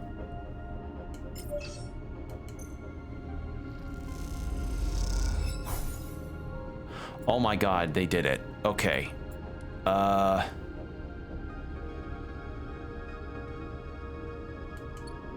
have bad rolls no matter what on this front. Okay, let's end the cycle.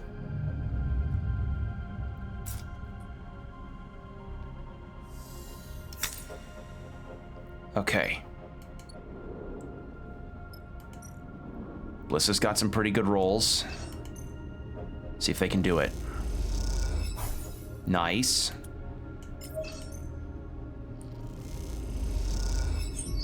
Yeah! Okay, Eugene, your turn. See what he can do. Oh no. Alright, I've got a pretty bad hit of stress. Oh.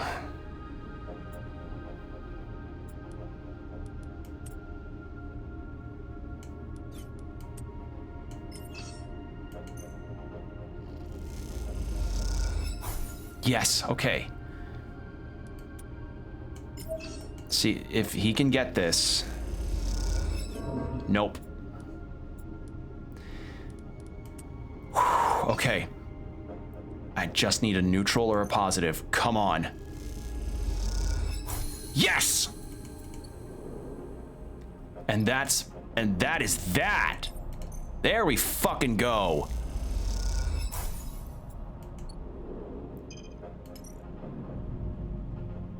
Okay, more positive stuff. Wonderful.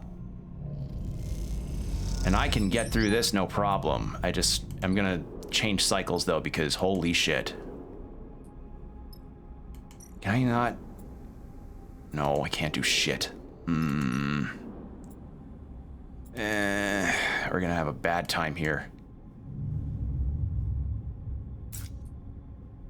Also, we have another ad break coming up in about 4-ish minutes as a heads up. Oh God, one of my dice is broken. Due to losing all its dice health, broken dice can be repaired at the rig. Yeah, I know. Fuck. Okay. This is fine though, we can make this. Not ideal, but at the very least, we have something positive going on here. And then can Eugene just take care of this last bit? It's his job. There we go. The cargo bay doors shudder open in silence as Eugene levers them apart. This is it. The final layer to pull back before you reach Eugene's mysterious prize. You can't help but feel a little excited. There's also a sense of satisfaction to the idea that you beat Vesna's crew to the wreck. You found it. You cracked it open, and now you will be the one to reap the rewards. Focus on the job. The doors are open enough for a person to glide through now. Beyond there is only the darkness of the cargo bay. You follow Eugene and the headlamps on your suits lighting his back, and the dusty void beyond. You see the boxes appear, as if by magic out of the dark. Eugene glides past them. Does he not see them? You stop and take a look at the loot. A stack of 4 sealed boxes sit in the middle of the bay, their armored exteriors caked in dust. You wipe it away and squint at the aging label. They look like industrial ship components, still sealed, totally untouched. In the belt, where most tech has been through hundreds of hands, patched up and reconfigured, this is a solid haul, but not the kind of haul that gets crews fighting over it. Something doesn't add up. They aren't here. Eugene's voice crackles through the radio. What? Back of the wall bay. Come see. You kick off from this crate and glide through the dark until you see Eugene, the back wall of the cargo bay, and something that confuses you for a second. A black shape, a ragged circle around Yujin. You squint. Inside it, tiny lights twinkle. It takes you a moment, but you slowly realize that you are looking through a hole in the wall to the stars beyond. Something beat us to it. His voice is flat. They're long gone. Are you serious? Look for yourself. He points. This happened a while ago. They punched in and took it. What was it? Yujin turns back to you, his face pale in your torch headlights. He seems to be lost for words. Folks, Bliss's voice comes through the suit comms channel. I've got Seraphim telling me Vesna's crew are heading this way. So whatever you've got in there, if you want to keep it, grab it and get out now. I'm already heading for the rig. I'll get the cargo bay open and prepped for your arrival. They pause. Don't dawdle. Go now. Yujin suddenly seems to regain his focus. The crates, he nods. Let's grab them and go. You glide back across the bay, your mind still racing with questions. Something about Yujin's reactions tells you he knew what he was expecting to find here. If that is the case, you think it's yet another lie he's told you. You both reach the crates and quickly lash them together, guiding them weightlessly out the room between you. As you do, you meet eyes with Yujin, and he looks away. All right, well, the ads are about to start, so 3 minutes. Take some time to get yourselves hydrated and stretch, whatever you need to do, and we'll be right back, everybody.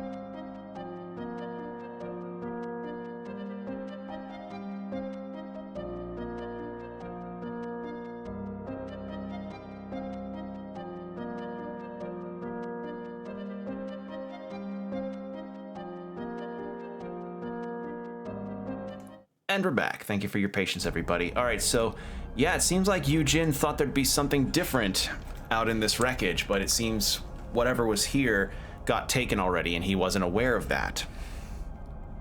I really hope you two idiots are on your way back, Seraphin chirps over the radio.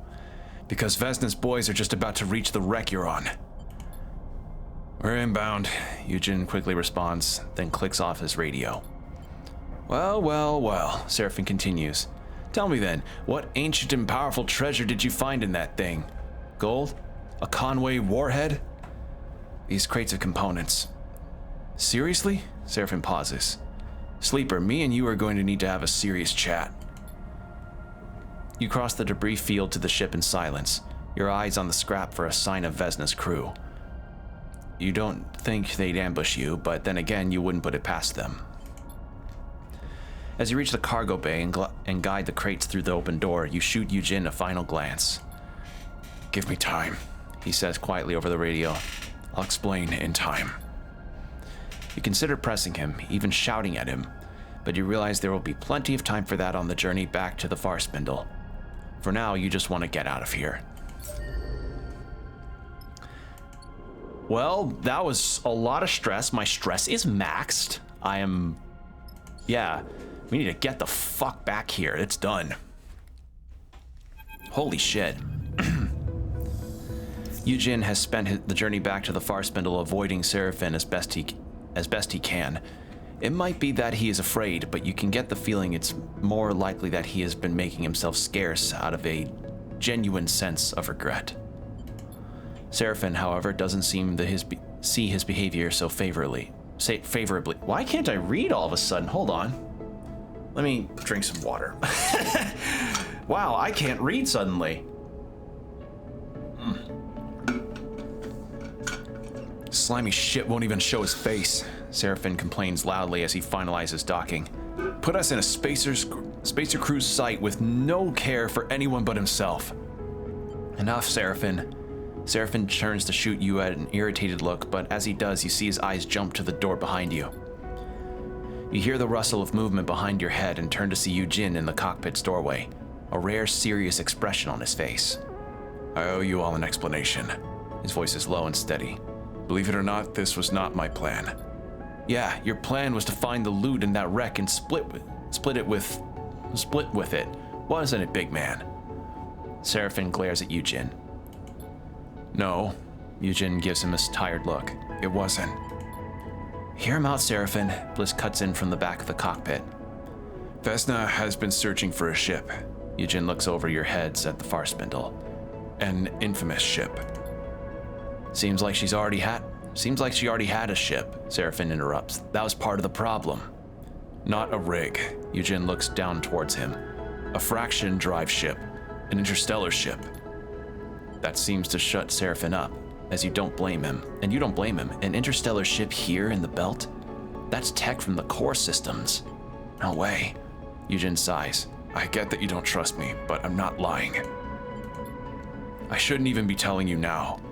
Yujin frowns. Word gets out that there's a factory fresh fraction ship somewhere in the belt. People kill for less. He shakes his head. Gangs kill for much less.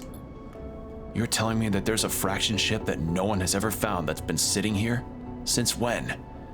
Seraphin shakes his head. Since the collapse? Believe it or not, that's exactly it. Yujin looks to you. Vesna put me on the trail. She wanted me to find its location for repayment. He looks away. An old debt. But the moment I found the data that verified its existence, that confirmed the ship was out there, I couldn't give it to her. And that's when you found me. Why keep it from her? Yujin folds his arms. You may have met Vesna, but you don't know her. Yujin meets your eye. She's one of the last people in the belt who should have a ship like that. Well, no one has the ship now, even if it exists. Need I remind you that it wasn't there? Seraphin shrugs. Your data was a bust. No. Yujin shakes his head. It was there once. Those wrecks, those were the ships that fought over the fraction ship. A bunch of Solheim corporates who wanted to get out of the system when it all came down. And that ship was their ticket. The Alpheon path. Yujin looks out of the far spindle. It was there. But someone moved it, hid it, long before we got there. Sounds like a fantasy to me. Yujin nods. I believe in this fantasy, Sleeper. Yujin inhales long and deep. I'm sorry, Sleeper. He looks at Bliss and Seraphine. And to both of you as well. I wanted to keep this secret. I wanted to find the Alpheon path. Or the Aphelion?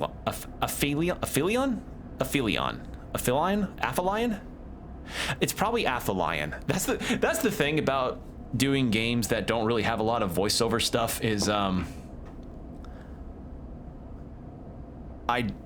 Aphelion? Yeah. I don't know how to pronounce certain things, so I'm just gonna do my best. Aphelion path. And I knew that, if I did, you would understand. Still, I was wrong to manipulate you. He bows his head. But I'm not done. He raises his head, his gaze hard now. I will find the ship, and I will leave the belt. How will you do that? Seraphine shoots him a sly look. With no ship of your own and Vesna at your back. Yujin ignores him and moves closer to you. Sleeper, I will uphold our deal. I will serve on your crew. And when I have news of the Aphelion, you will know. How can I trust you? Only you can answer that, Sleeper. Yujin sighs.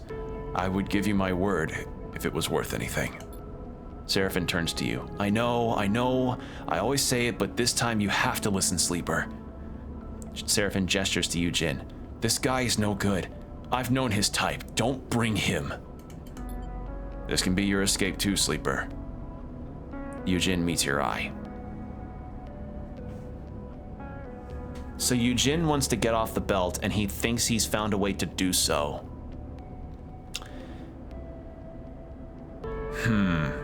This is a tough one. Because he wants to get out of the belt, and we also want to get out of the belt because Lane is chasing us, and we don't know if the belt, he's going to chase us across this belt no matter what. He put us through hell on this.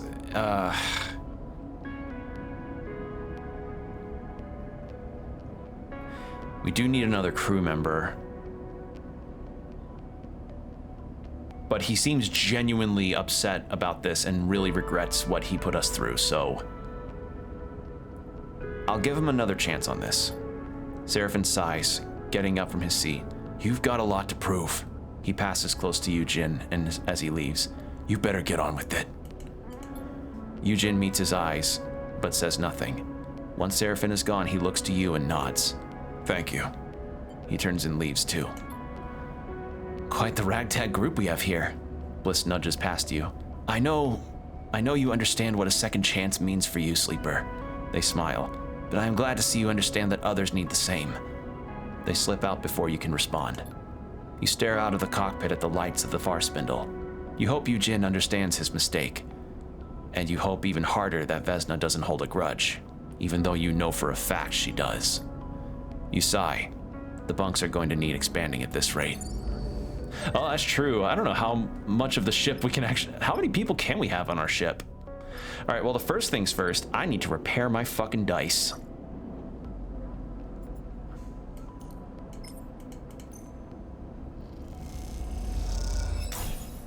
There we go.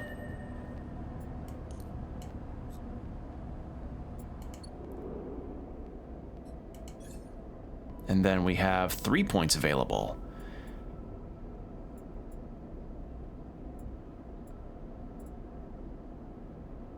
Do I want -2 stress if full or -1 stress unless full?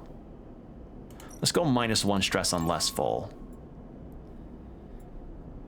And then we can wait on that for a little while.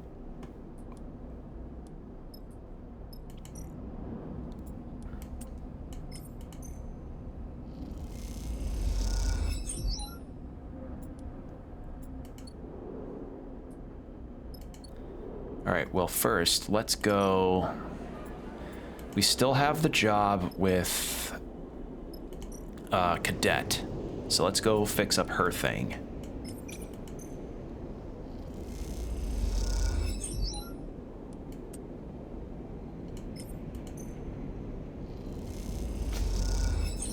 There we go. You slide the loose panel away from the wall, letting it float there beside the air bike rack. Behind it, in the dark, you see the blinking lights of the fuse box. A noise nearby draws your attention for a moment. The scrap of a sliding door, maybe? Or just some old system cycling in the walls. It took long enough to gain access to the Stripeline Express bike garage, and longer still to find a safe route to the air bike racks. But you were almost there. You've seen and heard the hired muscle searching and guarding this place, but have been lucky enough not to come to face with them. Yet. You turn back to the darkness behind the panel. If what Cadet said is right, the drive is taped to the back of the fuse box in front of you. You reach through and around slowly, carefully, and your hand settles on something cold and metallic in the dark. It is taped firmly to the box. You pull at it, but it doesn't budge. A quiet rattle echoes from the dispatch office next door, and you freeze for a second. It seems Cadet was a little too enthusiastic with this tape. Okay, thank God. In one quick, decisive movement, you rip the drive away from the fuse box. The tape tears cleanly, letting out a small growl, but nothing more. Time to move. You slip the drive inside your coat and kick away from the wall, gliding back towards the maintenance corridor you entered from. You listen carefully as you do. You hear nothing but a satisfying silence. The cool darkness of the maintenance corridor is comforting as you tuck yourself inside and start carefully making your way to the back of the stripe line. You shift through the maze of passages that brought you here, their doglegs and dead ends now familiar. Eventually, you spot a thin slit of light ahead. Marking the loose panel, you lever to open to gain entrance. You take a deep breath. Almost there. As you reach the gap, you freeze. Voices rumble from beyond, and peering through, you see two figures in dark clothes searching the chaotic bay behind the stripe line. Your eyes are drawn to the dark, boxy weapon one holds at their side. Shit, you hiss silently to yourself, your eyes searching for a path through. Rush them, that's all I can do. Okay, good, and more stress reduced, fuck yeah. Without waiting, you shove the panel aside and kick hard off the wall, reaching out for the figure with the weapon. You hit them square in the chest as they are turning towards the noise. As they flip backwards in 0G, you launch off them again, continuing your path forward and slamming them back into the floor of the bay with a sickening thud. There's a hiss and the guttural chatter of a pressure valve as an airbike pulls up beside you in the passage. Cadet leans over and grabs the collar of your coat. Hop on! In a moment, you are on the back of the airbike, clutching the strap of Cadet's bag as she guns it down the passage, the air resistance almost ripping you from the thin seat. You lean against her back and let out a sigh, the drive pressing into your ribs beneath your jacket. You did it. Still alive back there? Cadet's voice brings you back from the hypnotic rhythm of the tunneling lights rushing past the airbike. She slows the bike with a rapid series of hisses, and you realize she has brought you back to the passage outside Bliss's Bay. You try to understand the route she took, a long loop through the branching transit tunnels of the station, but give up. You can let go now. She straightens up, and you unhook your fingers from her backstrap, separating yourself from her back. You push off the bike gently and float in the passage beside her. You okay? You looked pretty rough back there. She smiles.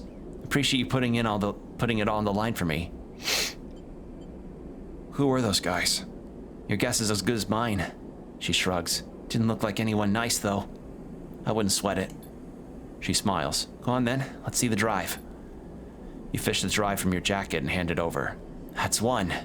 She squints at it. Should've chucked it when I had the chance. Or that's the one. Should've chucked it when I had the chance. You get your first good look at it, and there's not much to see. A small lump of solid-state memory with a few markers on the case. You spot a yellow hex among them. Hexport. We shouldn't hang around. Damn right. She slides her bag around her shoulder to the front and slots the drive neatly into a pocket. I know someone in the scatter yards who can crack anything. She'd be my first port to call to crack this thing open. Yeah, my first port to call to crack this thing open. She stretches her shoulders. And I should make myself scarce from the spindle anyway, before those dickheads catch up with me. Come with us. Appreciate the offer, but I think it's best if we go our separate ways for now. 2 targets are harder to track than 1. She cycles the pressure valve on the bike impatiently. Cadet leans away from her bike, squinting out of the viewing window at your ship Cadet leans away from her bike, squinting out of the viewing window at your ship behind. That yours? She doesn't wait for an answer. If I'm not mistaken, that old thing is going to struggle to reach to the scatter yards, unless you've added a HasNav suit. HasNav? Yeah. Belt between here and scatter yards is drowning in debris. Worse since Hexport. You'll need Hazyard navigation to make the crossing safely. Lotic Syndicate created the tech to help their tankers cross the belt. Common knowledge. Cadet nods at your ship. Maybe, if you head up to Wellspring, you can barter to steal a suit. Barter or steal a suit, she adds casually. Here. Cadet unties a bag lashed to her bike frame and holds it out to you. Not enough here for a refit, but maybe you'll find some use for them. You take the bag and something clinks inside it as you do. You open it to see a couple of engine components. I was gonna use them to boost her. She taps the frame of her air bike. But you deserve them. She meets your eye, then looks away. It's not like I'll be doing any runs for a while anyway. Thanks. It's nothing. Like I said, you deserve them. She flexes her fingers on the bike's handles, eager to be away. Cadet's air bike stutters and purrs, trembling in the air like an arrow ready to be loosed. See you around. She winks and guns the throttle, zipping off down the passage with a pulse of air that ripples through your clothes. You stare after her as she goes, the bag of components still hanging from your hand. You realize as you look down the passage that you never asked how Cadet plans to get up to the scatter yards. That question, like a score of others, will have to wait until you run into her next. Although you have a feeling she will find a way to slip away before you can ask them next time too. You head back towards your ship to stow the components, idly wondering if you could justify buying an air bike to Seraphim as you do so. He's like Seraphim and Sleeper are just like the married couple and he's just giving the disgruntled look of like, oh, you buying an air bike.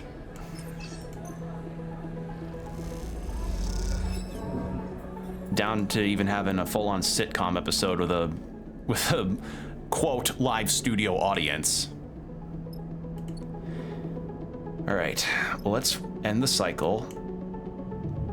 Because now we have a repaired dice. Oh god, a glitch. All right.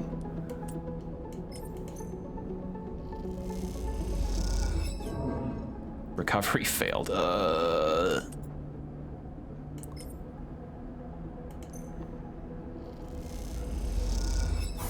There. All right, so can I use these to... No. So these just only work for broken dice. So damaged dice, I guess it's just a matter of rest, if anything. Okay, so...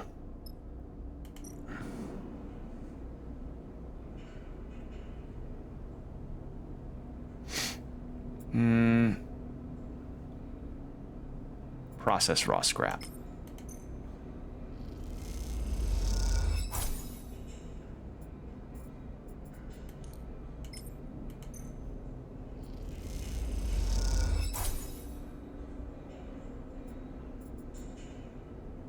All right, I do need to get supplies since that last job really ran us a little dry. Is there anything else to do? No.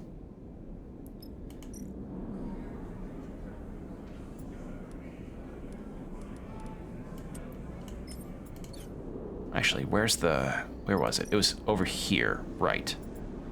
Resupply. There we go. There. And we'll buy some fuel. May as well. And then after that, now we roll.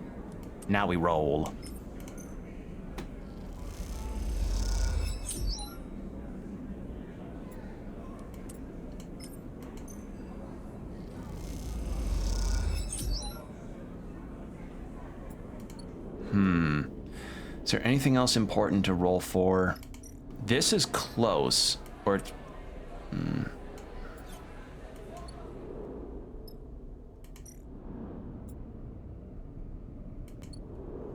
I've got a lot of cryo that we can spend. And Lane is 6 cycles away from catching up with us, but that's fine.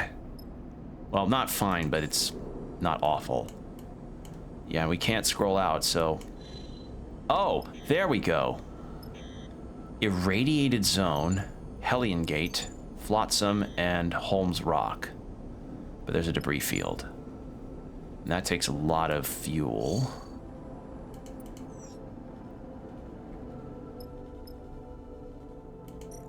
Let's try this. Oh, thank God. I want to see the other characters that could be here. I don't want to miss out on any of them. So, yeah, we got to get some good cycles in and some good rolls.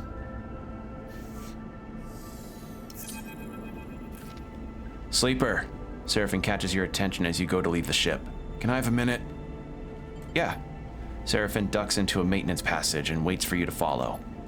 In the narrow passage framed by loose wires and thick conduits, Seraphim looks suddenly small, trapped. He looks at an open circuitry panel as he speaks, avoiding your gaze. You see his playing with a coin in his hand, nervously spinning it in the air. Since we cleared Hexport, I've been putting feelers out for something. He rubs his hands together nervously. I've been in the belt for a long time, and I came here alone. But back on Darkside, just before we made a break for it, I heard something. I heard someone was looking for me. He pauses, trying to organize his thoughts. Who's after you? I also heard something else. They said the person looking for me claimed to be my sister. He waits for a reaction. You have a sister? I did, yeah. Or I do. He shakes his head. But I don't even know if it's really her. Just because someone says they're my sister, well, I can't be sure. The thing is, I haven't seen my sister in a long time. I was still a kid when I left. So was she. Though I don't think she would have liked to admit it at the time. He smiles to himself. I know you don't remember how it was. Back in Darkside, I mean. He sighs. But we were alone, you and me. Lane didn't let us out much, just to work, and that was all. So when I overheard one of his guys mention someone was sniffing around, trying to find me, I didn't know what to think. He frowns. And then, hearing it could have been my sister. He goes quiet. You try to recall that time, the cycle spent under Lane's influence, working for him in exchange for stabilizer. You close your eyes, focus, but the details flicker. The images collapse and reform. Has Seraphim told you this before? Was it all part of your plan? Wait, you want to go find her? Yes, he shrugs. It changed things for me. The thought that she could be out there. Don't get me wrong, I wanted to get you out of there too. He pauses, and you sense he is finding this difficult. I know it doesn't matter now, but I told you about her back then. Before. I'm sorry I don't remember. It's okay, Sleeper. I understand. Since we got away, since Hexport, I've been asking around, speaking to spacers, traders, and like I said, something has finally come up. It seems whoever was trailing me left Darkside pretty soon after Utsubo caught wind of her sniffing around. Utsubo caught wind of her sniffing around. I thought they made her feel very welcome. But I managed to get a name. The name she gave, Luz, wasn't my sister's, but that doesn't mean much. It gave me something to follow. She bounced around the wash a little. Farspindle, Flotsam, not sure why. He squints at a loose wire. The last thing she did was book passage to Wellspring, on a Lotic freighter. That's it. How do you know this? Mostly ship manifests and port records. A few favors on the quiet. I want to go to Wellspring, Sleeper. To know if it's really her. And if it isn't, to settle what needs settling. Let's do it. Thank you, Sleeper. He meets your eye. I will admit, it has been strange reminding myself that everything we talked about back on Darkside, everything we did, is lost now. He smiles. But I'm glad to see you are still you. Whatever that means. I'm not sure I know who I am. Me neither. He smiles. Anyway, better get back to it. Seraphin squeezes past you in the corridor and glides back towards the engine room. You watch him go, wondering if your past together can ever be reclaimed. Your mind wanders to thoughts of Seraphin's sister. For a moment, you wonder what it's like to have a family, and if you will ever know. Oh. So Seraphin wants to find his sister.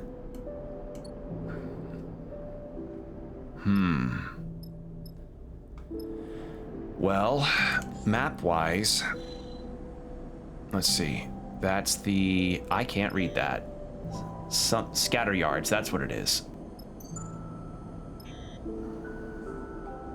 Here's... okay. Greenbelt. A seeded asteroid. Okay. Well, this is probably why it's called the Belt. What's that? Okay, Wellspring. Okay, I see. So this is where we are now. Flotsam is...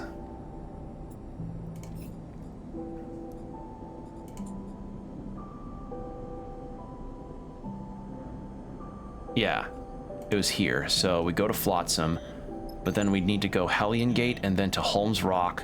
Then from Holmes Rock, we go straight to Wellspring, and that's where we'd find his sister.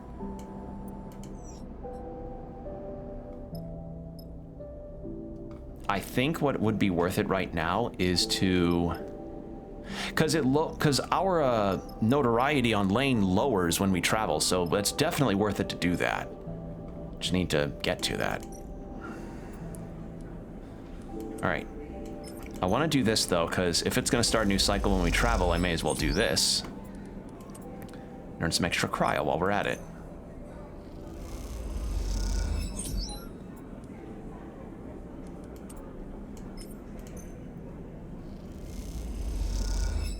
There we go.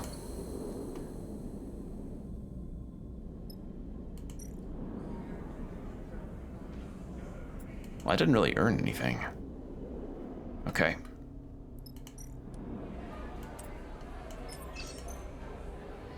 And... good. Well, may as well. Okay. Well, unfortunately, we still are lacking a dice to do more with that, but let's go, let's see. So we need to go to Flotsam or Belt. So that takes 4 fuel to, oh God. Yeah, we need to upgrade our shit. Yeah, the best choice we've got is to Flotsam. Unless we can refuel at... yeah, let's do this.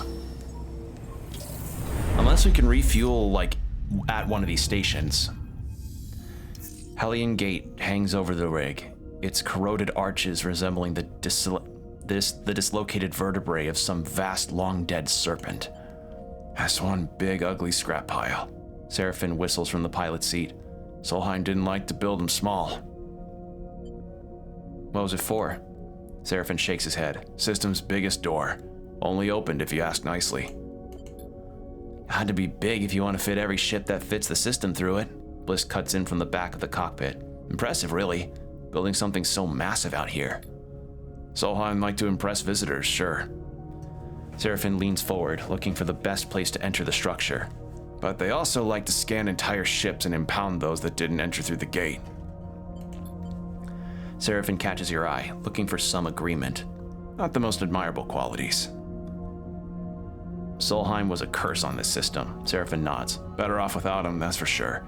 Because yeah, as I said, this the world of Citizen Sleeper is one of where all the corporations that kind of picked their way through the galaxy have gone through multiple collapses, bankruptcies, and as we're dealing with here, intercorporate war, genuine warfare. So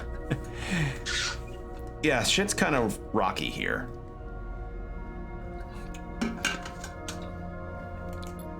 I agree, but without them, this system would be like 2 gas giants and a load of rocks. No harm to recognize it.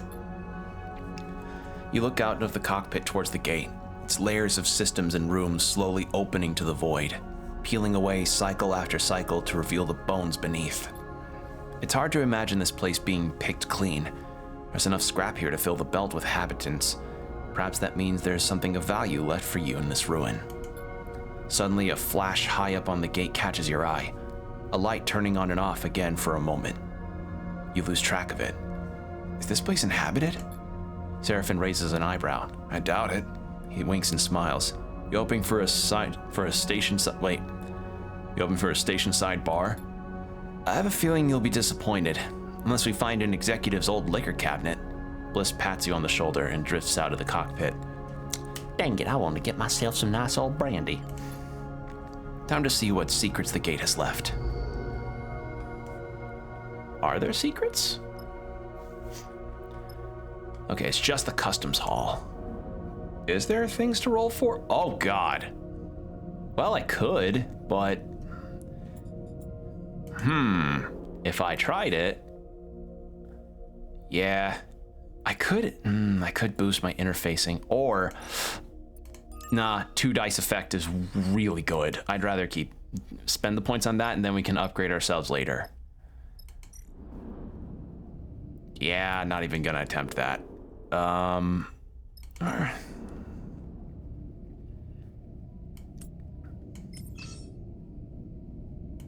Why not? Just poke it.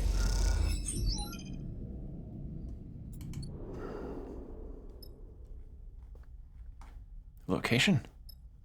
Derelict fuel barge. Ooh. Hey, I can do that. Hey, some fuel. Awesome.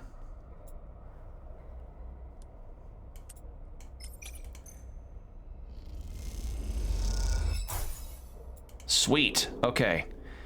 Yeah, and that's the best we're gonna get out of that. So, belt, and then to Holmes Rock. Wow, it is a really good thing we got that when we did. We would have been out of fuel by the time we got there. Sleeper? Bliss speaks quietly from the door at the back of the cockpit. Can we talk? You glance over at Seraphin, his head back, eyes closed while the rig cuts through empty space. You don't seem to be needed here. You unclip from your harness and follow Bliss. How are you doing? Bliss glances over their shoulder as they drift towards the back of the ship. The question takes you aback. You can't remember the last time anyone actually asked with real intention how you are. I'm feeling rough. Bliss shoots you a concerned look. To be honest, Sleeper, I'm not sure how you are still standing. Breaking out of Darkside, then again in Hexport, those things take a toll. Bliss turns a corner.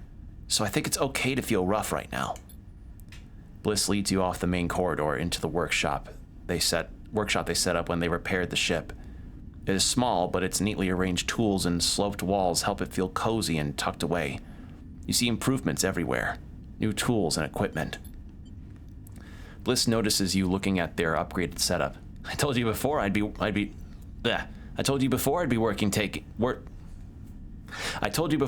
taking along. Never doubted it. Bliss raises an eyebrow. Well, that's a lie. They smile. Feels good to hear, though. Anyway, I didn't bring you here to brag. They pause. Or at least not just to brag. They suddenly glance away, the atmosphere in the room shifting. I can see your body is showing its strain, Sleeper. I brought you here so we could do something about that. They beckon you towards the workbench, where you both settle onto stools. They flick on a small light and aim it at your arm. Let them look. Bliss gently cradles your arm, turning it to inspect the underside. You see tears and holes in the vinyl skin and dark, moving things beneath. Watch Bliss work.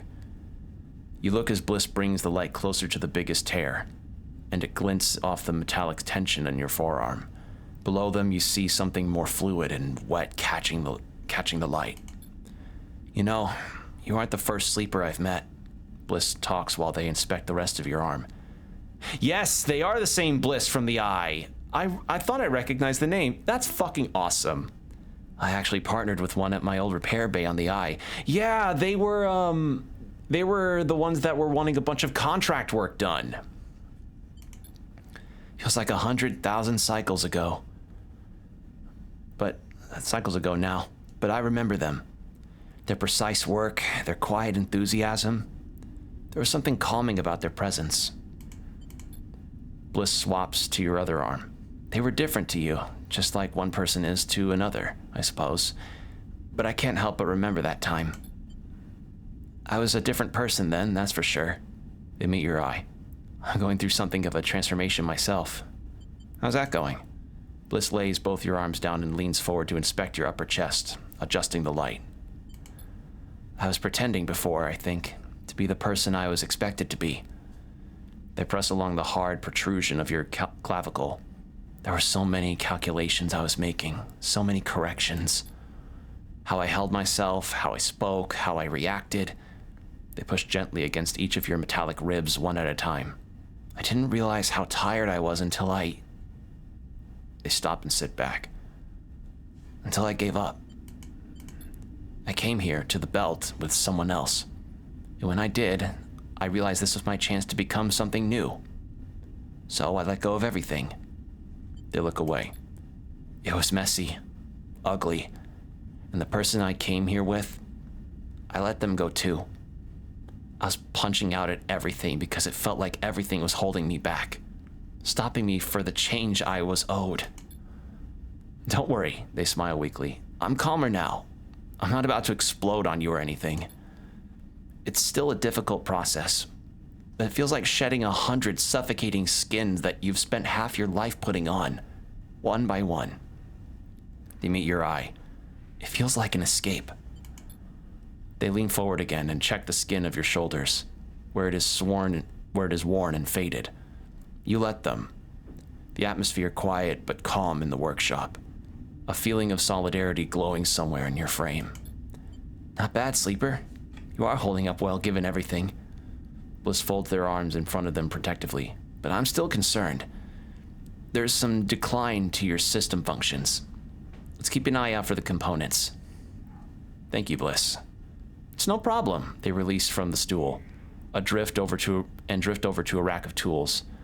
I owe you for jolting me out of whatever my life had become on the far spindle. You leave Bliss to their workshop, feeling reassured that you have them here on the ship. As you do, you think of your relationship to your own body, this frame that you were forced into that never quite felt like your own. You realize that this feeling is not unique to you. No one gets to choose their body. Everyone has to contend with the entropy of their flesh. And in that realization, you suddenly feel less alone. Aww. That was a nice moment. That was a really nice moment. Because, I think Bliss went by different pronouns in the first game, identified differently, and I guess as they went to the belt with their coworker, whose name escapes me right now. I think it was just Rig.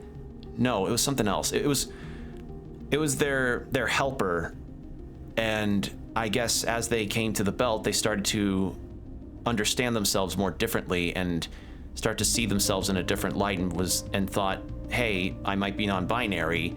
And as they figured themselves out more, they came to terms with their new identity and are happier for it. And that's awesome. Fuck yeah. That was a really, really nice moment.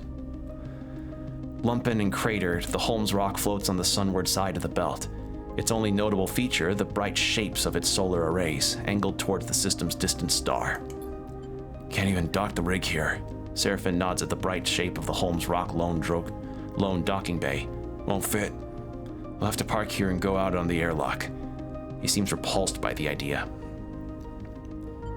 We do that every contract. You do that every contract. Seraphin leans back into his seat. I've got used to sitting them out. Barely seems worth the trip down, Bliss speaks up from the back of the cockpit. You never know. I guess, Bliss yawns, but don't expect to turn up any jobs all the way out here. I'll come down later. Don't feel like squeezing into a suit right now. Bliss gives a lazy wave as they glide out of the cockpit. Eugen pokes his head into the cockpit. That rock down there got a bar? He looks between you and Seraphin. No idea. Seraphin sighs. Looks dead. Eugen squints out of the cockpit windows. I see a few warm lights. He shrugs. I bet there's a bar. He disappears in the direction of the airlock. You gaze out over Holmes Rock.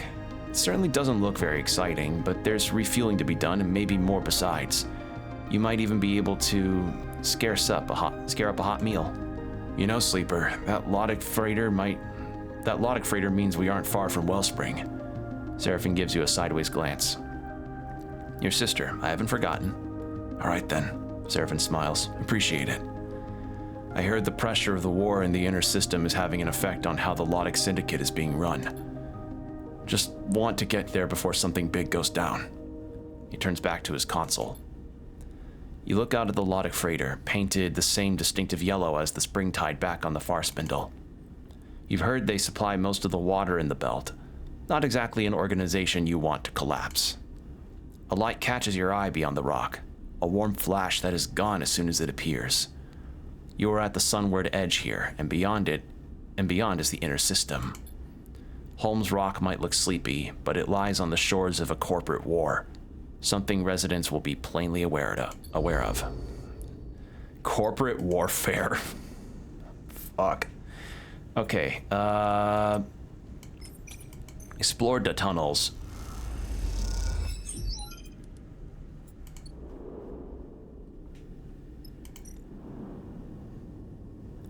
Yeah, let's get some fuel, because we are very low. Help offload the freighter. Might as well. Get some extra money while we're at it. And then with this, barter with the locals. Hey, some supplies. That's lovely.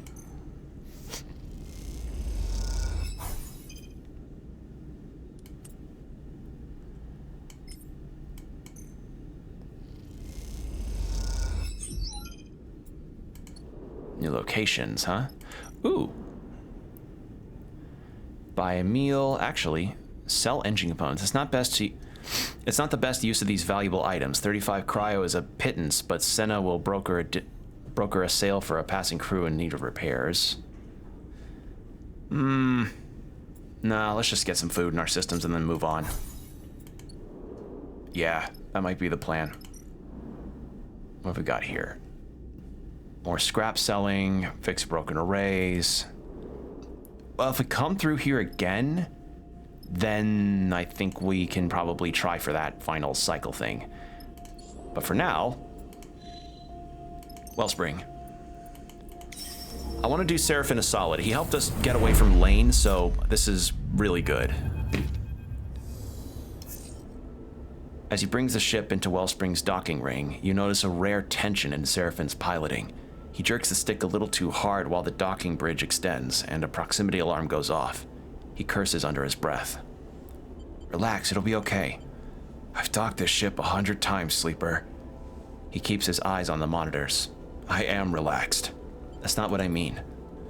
Seraphine doesn't respond, but you see him grip the rig's controls a little tighter. As the ship stops, the docking bridge connecting, you lean forward and look out of the cockpit windows, trying to get a good view of the icy surface of Wellspring below.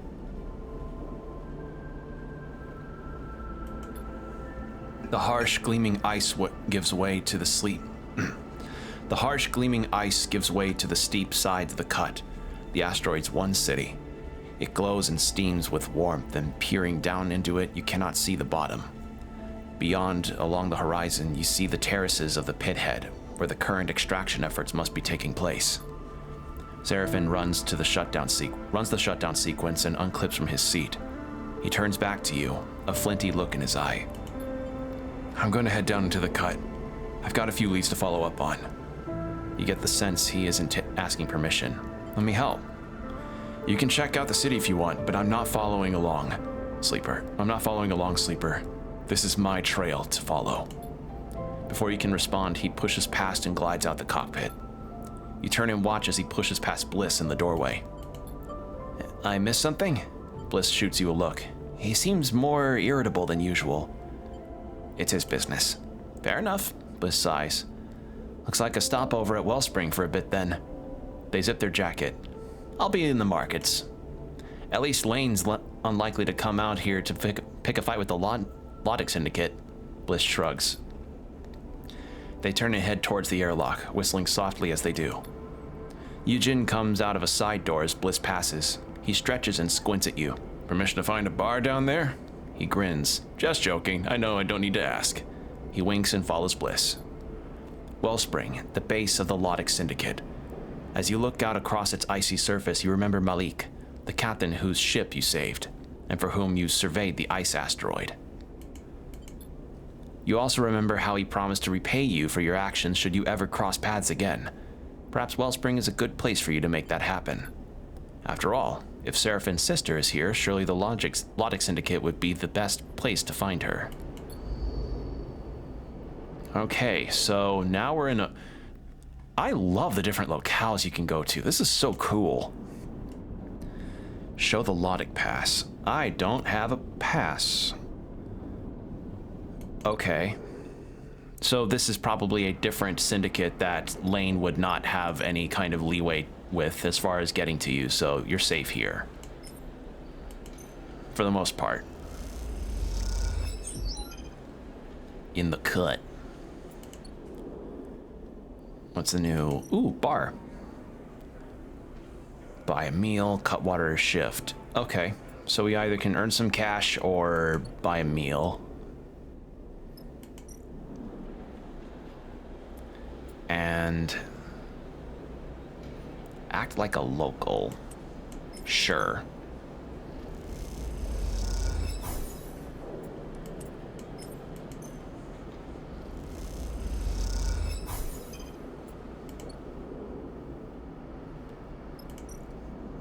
What's this? Depot ship, buy fuel. Oh, yes, we need fuel. Please. And we'll spend our last rolls here. Then we will cycle off.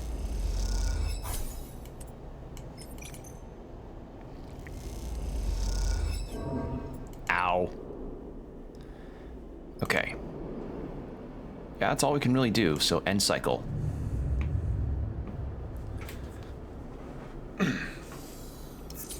Okay. Well, first I want to buy a meal so that I don't have to worry about my energy. And then we need to keep talking around to people. Got a 6 roll for that, so that's good. You know, I really look forward to whatever the dev ends up doing for their tabletop RPG idea, because this game already presents a really unique idea for how you allocate roles that you get on a daily basis. Because the idea of having your roles be a preset thing that you just assign to tasks that you want to do throughout that day is such a neat concept. It's like, the way that I would explain it is it's like how a cleric or a wizard or a warlock or like a spellcaster in something like Pathfinder or D&D will prepare a spell that they want to use throughout the day based on their own thoughts on how the day will go and what spells they'll just want at a given moment. So it's a lot like that, where you just have, like, not as random, like, it's more random than having your own spell list, but it's of the same mind where you've just got a prepped set of things that you just need to apply throughout the day however you want. And I think that's a really, really, really cool idea. Amazing to think this place supplies most of the belt's water. Bliss looks across the cutwater at the workers in their distinctive yellow gear. No wonder the syndicate runs it like a corporation. You look at those gathered in the low ceiling bars, gathered around cushioned couches and low magnetic cables, their voices bouncing off the metal walls. All of them wear Lotic clothing, a mark of their status as contractors for the belt's most powerful syndicate. Yeah, I mean, water's important. You don't exactly have wells easily in space stations. At the far side of the bar, you spot Yujin, perched at a magnetic table with a bunch of miners. He appears to be playing some kind of local dice game. Although given the amount of alcohol involved, it's hard to tell if gambling or drinking is the focus. You look back to Bliss, who is watching another group, quietly discussing something serious in the opposite corner. I mean, they run it like a court, but they're supplying... It's not like they're hoarding the water. Bliss turns back to the bar and slips their drink through its metal straw. Oh, that's the thing. I've been looking around Chasm Row, searching out components in the markets. Down there, people don't seem so happy. Bliss meets your eye. There's a lot of talk of contracts. It seems Lodic's been locking down its workers, giving the war in the inner system an excuse. They play with their metal straw, swirling the orbs of liquid in their sealed glasses. Orbs of liquid? The pressure is building, Sleeper. We shouldn't hang around here much longer, they sigh. We need to give Seraphin time. Well, Bliss raises an eyebrow. It sounds like I'm not the only outsider who's been hanging out in Chasm Row. I heard someone complaining about a rude young man asking too many questions. Bliss smiles. Who else could that be? They laugh. That's the place to start if you want to find our boy. They said he was asking about the Rhyme Market, but I have no idea what that is. Bliss looks out across the bar. Definitely a touchy subject for the locals, though. I'll head there now. Bliss nods. I'll finish my drink. They smile. Let me know how it goes. You leave the Cutwater, shouldering your way through a crowd of boisterous contractors. There is a conspiratorial mood to the conversations now that Bliss has mentioned it, and you wonder what all the talk is about. You hear a bellowing laugh from Yujin as you slip out the door. Better leave him to it. You feel the sudden cold as you leave the steaming bar and enter one of the icy passages cutting into the asteroid itself. All this water in the hands of a single syndicate. If something goes wrong here, the belt will die of thirst long before the war reaches it. You turn up the collar of your jacket against the cold and head for the Chasm Row. Okay, so here. Oh. I have to find him in this way. Okay. Well, we'll try our best.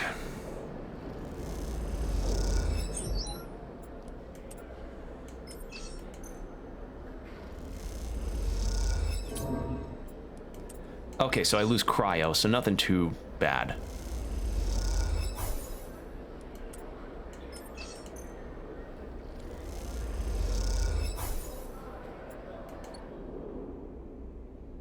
All right. Yeah, we gotta rest up. Nothing else we can really do. I hate that my dice are all like this and I want to repair them so badly, but I can't do that unless they break. Ah. Oh God, that... 2 good rolls and a bunch of shit. God damn it. I'm keeping that 6 for something. Well, no, I'm gonna use one of my 2s. If all I'm losing is cryo, that's fine. I've got cryo to spare because of the asteroid job. We're good. There. The markets of Chasm Row have become familiar in the past cycles. Their steaming orange-lit depths, the persistent condensation of each unit's windows, the gleam of the amber worker suits, each contributing to this particular atmosphere of this buried city. But among this, you have noticed other details too. The freelance crews on the hunt for illicit tech, the conversing workers who drop to a whisper when you pass, the light flickering through the floor grates, suggesting even deeper layers. These are the details you have followed to the Rhyme Market, a place discussed in hushed tones in dimly lit rooms. As you drift towards what you know to be one of its entrances, the door bursts open in front of you. A large, dark bulge glides out of the door and impacts the metal wall of the passage with an echoing bang. But your eyes are drawn by the imposing figure that hovers in the doorway, bracing himself on the frame. Stay out of the Rhyme Market, rat. The man sends an orb of spitting after the bundle. Also, we have ad starting in about a minute. I'll go for a little bit before the thing happens.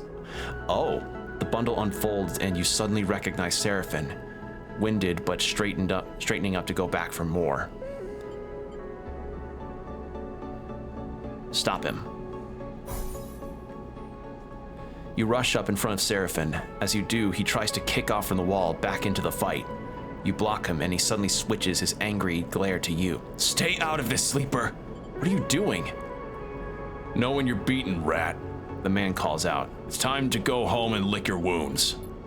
Seraphin exhales in frustration, his anger fading, replaced by the stinging pain of his injuries.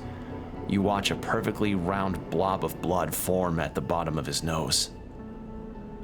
Want to explain what's happening? For the record, the man folds his arm. This one started it. All right, well, ad's about to start, so we'll learn more after the ad break. So 3 minutes, take your time to get some water, stretch, whatever you need to do, and we'll be right back.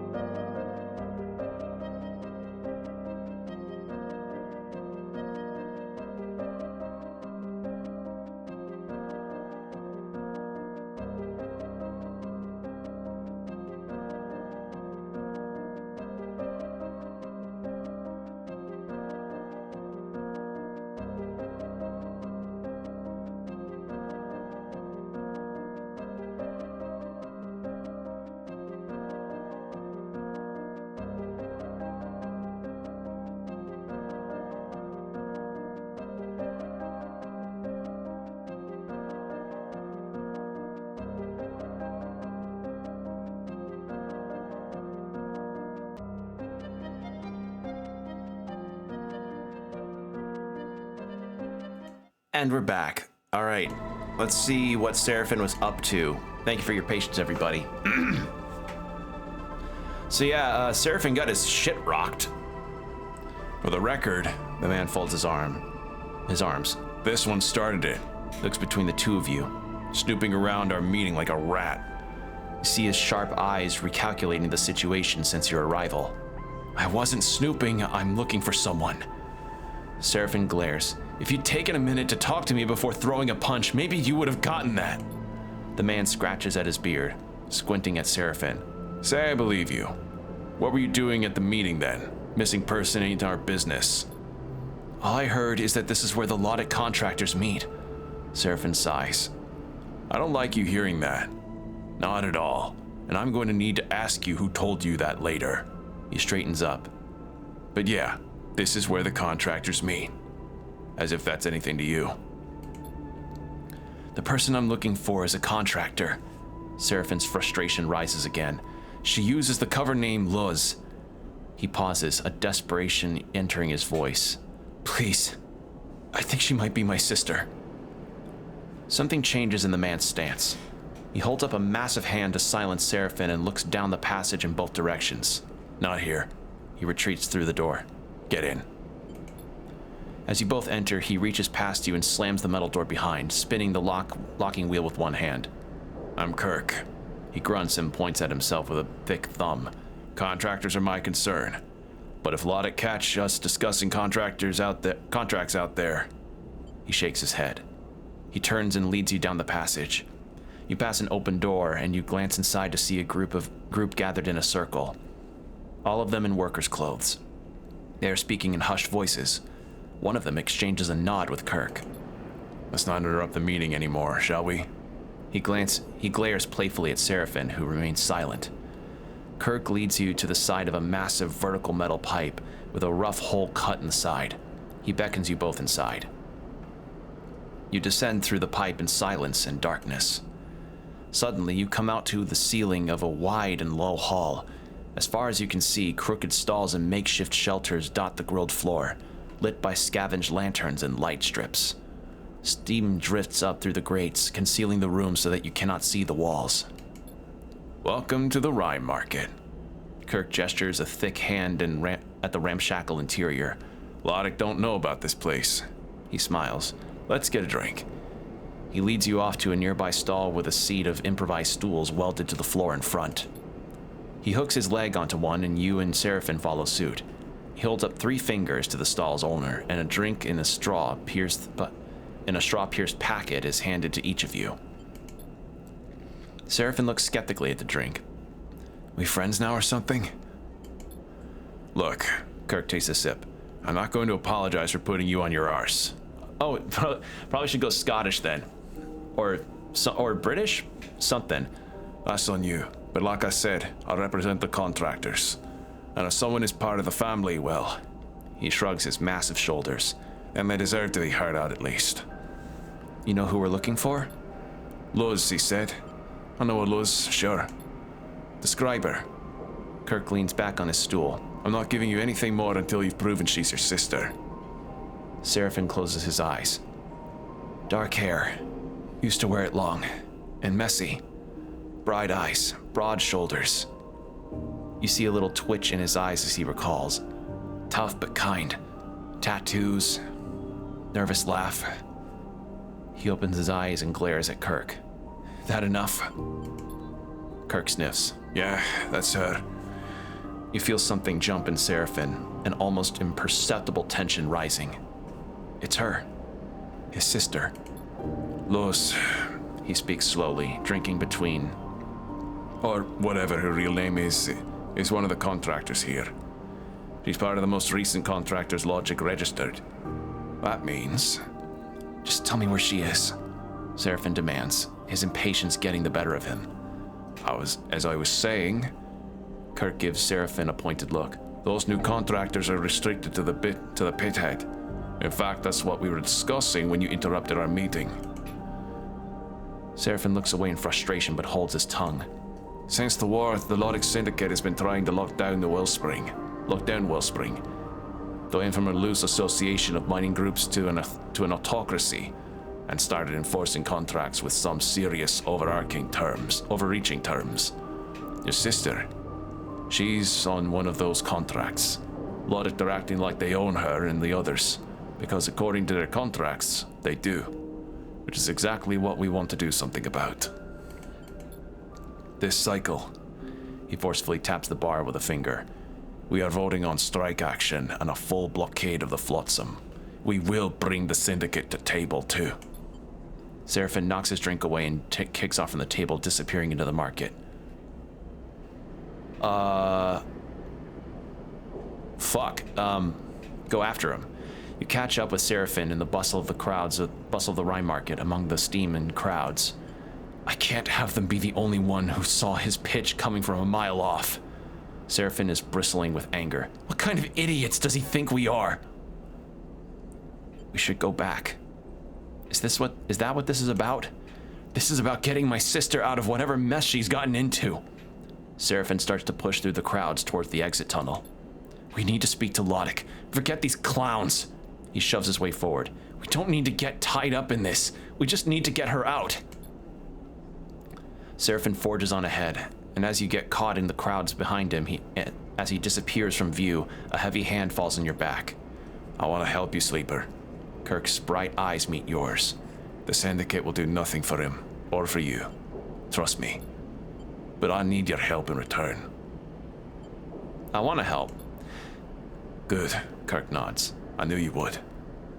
Kirk places a plastic pass card into your hands. It glints with the mark of the Lodic Syndicate, a blurry ID photo laminated into its transparent interior. This'll get you into the pit head. You can see for yourself what's happening there.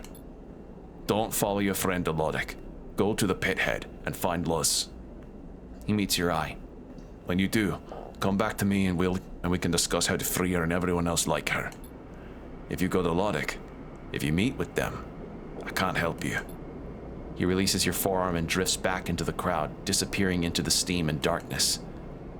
You float there for a moment, buffeted by passing people, clutching onto the Lodic pass, trying to decide what to do next. I see. So essentially, because of the war going on in the inner system, the Syndicate has thought that it'd be best for them to just full-on lock down their entire area to keep themselves safe, or to only really work in one particular area. And with that in mind, Seraphin's sister is being kept in a really, really, really awful, inhumane contract. And Kirk wants to do right by all the workers. That would include his sister, but Seraphin's concerned with just his sister. So, yeah.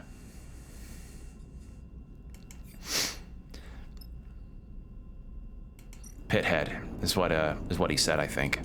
So let's go ahead and do that. All right.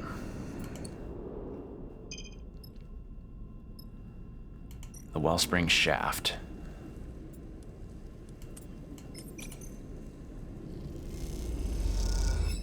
Oh shit, wait, no, I went to the wrong area. Fuck.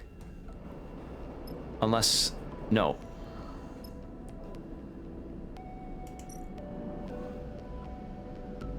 Okay, no, I did go to the right spot. Never mind. I thought I went to the wrong spot. Oops.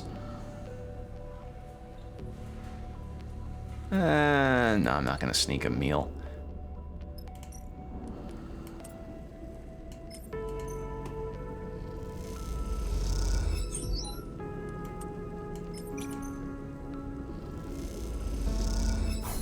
Look at that.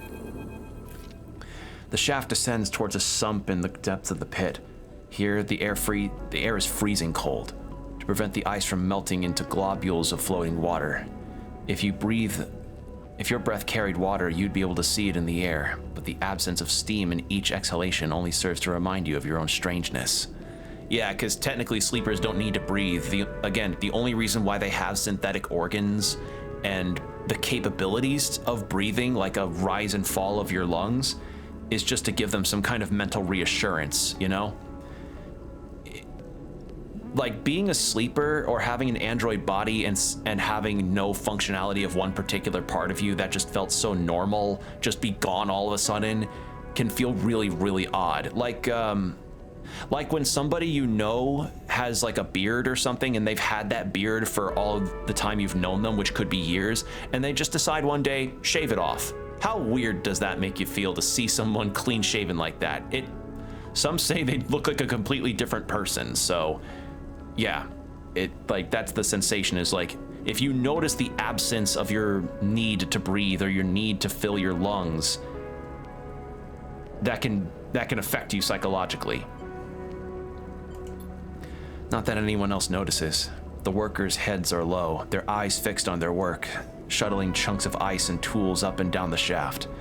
At the end of the nearby tunnels, you see the bright sparks of ice cutting in progress. Slabs hanging in the air in that strange way they do in Zero-G. Some loose memories of the time before Darkside, before Lane, before freedom come to your mind. The familiarity of the cold, the sparks, the endless toil. It chills you more than the packed ice on either side of you ever could. You reach the bottom of the shaft, a metal grill marked in terminus. It squeals as you push open the barred door set into it, and safety lights flicker on, lighting up glittering ice particles all around their hard beams. It is as if all of the stars are held here in this cavern. As your eyes adjust, the massive space comes into focus. It seems to have no up or down, just countless dark shafts and terraced pits cut into the sides. All around, silhouetted by their work lights, contractors cut and haul and gather. This is where the locked-in workers are being held, caught in a contract clause that permits an endless shift. The atmosphere is grim. Yeah, so their contract essentially has them just working nonstop. At the center of the cavern floats a construction of welded-together habitation units. A heavy twist of cable stretched from its improvised structure past you and up the shaft behind, tethering it to a central power source. On each of the 6 sides of this strange apartment block, a set of struts project outward, bracing the construction against the cavern walls. The block itself is wrapped in insulation, clad in protective plates. It glows with a small apparatus of lights. With small apertures and lights, not apparatuses. It glows with small apertures and lights. You approach the nearest entrance. Everything is bitten by rust, by decay. If the bars on the entrance weren't a clear enough indicator, it is obvious now that this place is a prison. The door scissors open, letting out a blast of warm air. You quickly duck inside and it seals rapidly behind you. The cramped interior passage glows warmly, but its ragged conditions keep it from feeling cozy. You follow the corridor, ducking beneath hanging wires and loose insulation. This is where you were told you would find Luz, or whatever her real name is. You come out into a communal mess, counters and food preparation units fitted into the walls, cushioned stools and couches scattered around. A couple of contractors are stretched out in the space, one of them snoring loudly in the corner, another sipping from a food packet on a stool. Suddenly, a door on the far side opens out to the cavern, letting in a flurry of ice shards that quickly become scattered orbs of water. You watch the figure as they glide into the warm light of the interior, with their dark hair and bright eyes, and you know this is who you are looking for. Oh, love the art. You meet eyes with her. You meet eyes with hers, and something sparks in that dull and cloying room. I was about to say cycling, but that's not the word. Dull and cloying room. It's as if she recognizes you. Sleeper? She looks at... Wait.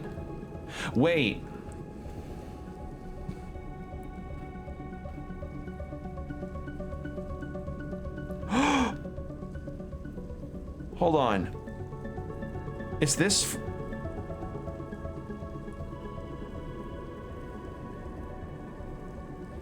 She's also a character from 1. I was like, wait, if there's a flash of recognition... Wait, who is she in? She was the bar owner that I met in... Yeah, we were brewing mushroom whiskey together. Oh my god. Wait, is that it? Or was it... Or am I thinking of someone different?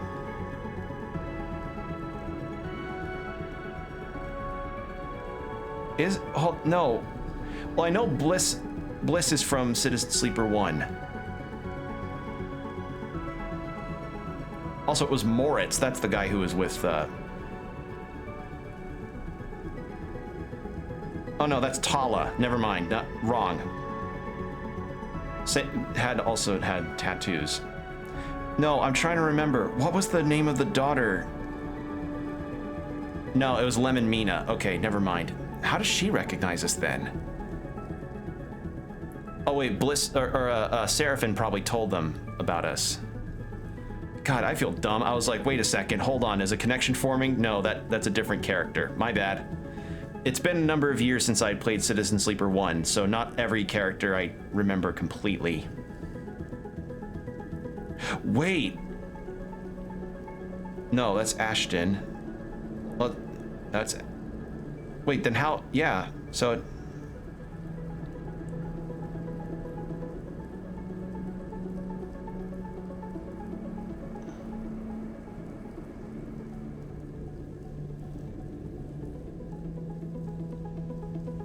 Okay, no, she's only in Citizen Sleeper 2. Okay, so yeah, sorry. With Bliss also being a character that appeared in Citizen Sleeper 1 that appeared here, like, said flash of recognition, and I was like, wait a second, dots are connecting, Pepe Sylvia! No, I was wrong. Sleeper? She looks in a haze, her hair stuck to her forehead with sweat, her eyes still adjusting to the interior. Luz? She nods slowly. You see her scan you, taking in your clothes, the way you hold yourself, your face. For a moment you feel exposed, aware of your damaged vinyl skin, your industrial markings, your doll-like features. You feel the familiar sense of being objectified, but also something warmer below it, a recognition of what you are. She blinks, exhales, and shakes her head, realizing she is mistaken. Give me a sec, all right? I just finished cutting 100 cubic meters of ice. She pulls back her hood. Haven't seen you down here before. They just contract you or something? The tension drops, but you get the feeling she isn't quite looking at you. She crosses at a food unit and pulls out a packet, slotting it into a warmer. She thumbs it on. First sleeper I've seen in a long while. She doesn't take her eyes off the slowly warming food. You'll do okay down here. I know you folks are tough and stick with the job. That's good. The rest I can show you, once I've eaten. I'm with your brother. My brother? She pauses, her eyes not leaving the warmer. I think you have me confused with someone else. You're not listening. She turns to face you, and you see a wet shine to her eyes. What are you going on about? You realize what you need to tell her. Seraphim is on Wellspring. The warm chimes to let her know the food packet is ready. Or the warmer chimes, not the warm chimes. What? The warmer chimes to let her know the food packet is ready, but she doesn't seem to notice. Seraphim? She takes a ragged breath, then steadies herself. Here? Not here, at the cut. She nods and then shakes her head. Well, if he trusts you with his name, I guess I should trust you with mine. She comes closer. I'm Tala. Wait, no, it is the same. Wait.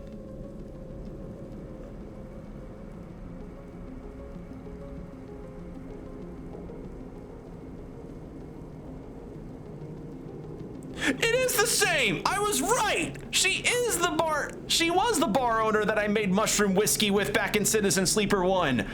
Oh, she was Seraphim. Wait, did she mention having a brother in the first game? I don't know. Oh my god, I was right. Oh, it's nice to see her again. I liked her a lot in the first game. Oh, that's awesome. Now where's my idiot brother? I'll take you to him. She laughs nervously. Sorry, this is not what I was expecting on my lunch break. Tala suddenly seems to take on some energy. She glances towards the corridor behind you, and the door at its end. I sure hope you have a plan, Sleeper, because they do not want us locked in contractors getting out. She moves towards the corridor. There's security in the shaft, and they're again at the pit head. You must have passed through the checkpoint at the entrance too. I doubt we can bypass all those. She turns back, grabs her food packet, smiles at you, and shepherds you towards the corridor. You could run a distraction maybe? Or is Sarah on that already? You are slightly taken aback by your sudden change. We don't actually. A blaring alarm sounds inside the habitation module, loud enough to wake the sleeping contractor with a start. You and Tala exchange glances. Surely this can't be for you. Tala rushes down the corridor and tears open the door at the far end, with you following close behind.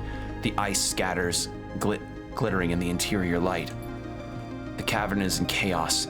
You see dark-suited Lotic security wrestling with contractors, lit by flashing red alerts. More contractors are coming in through the door in the grill you entered from, carrying bulky equipment.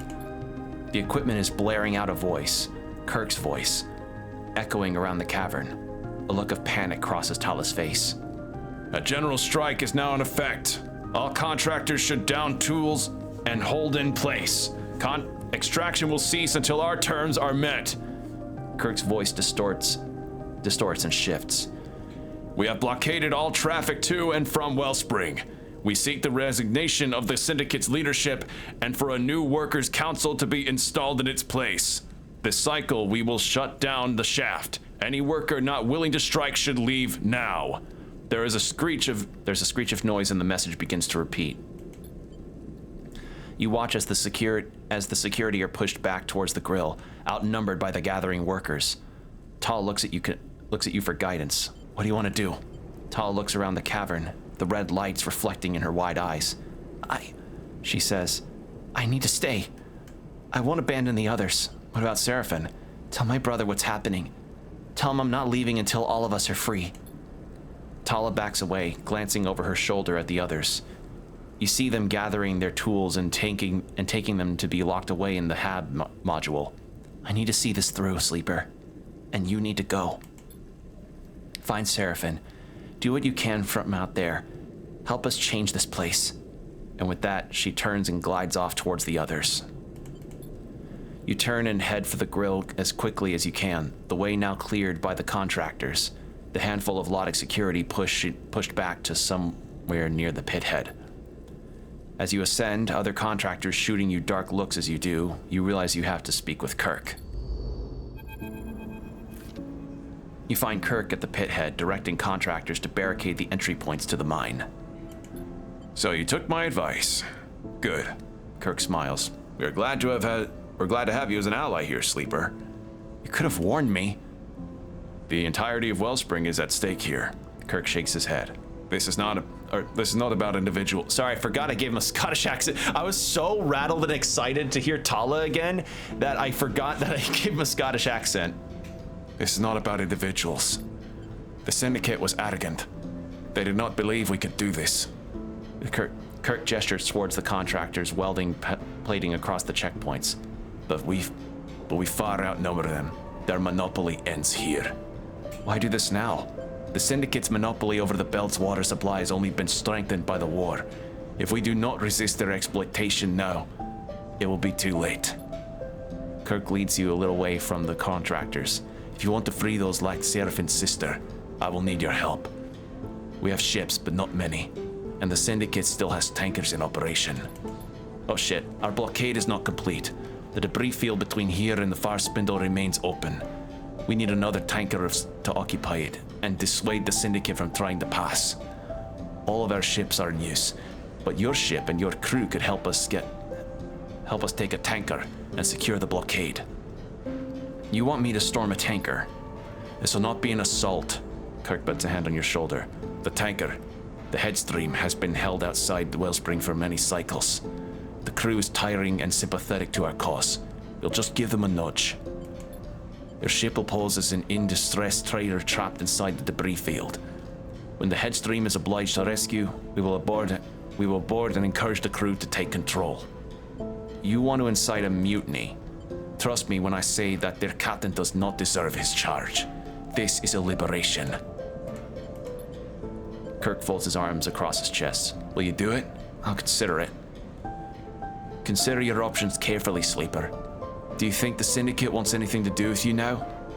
They have been watching me, and so they know about you.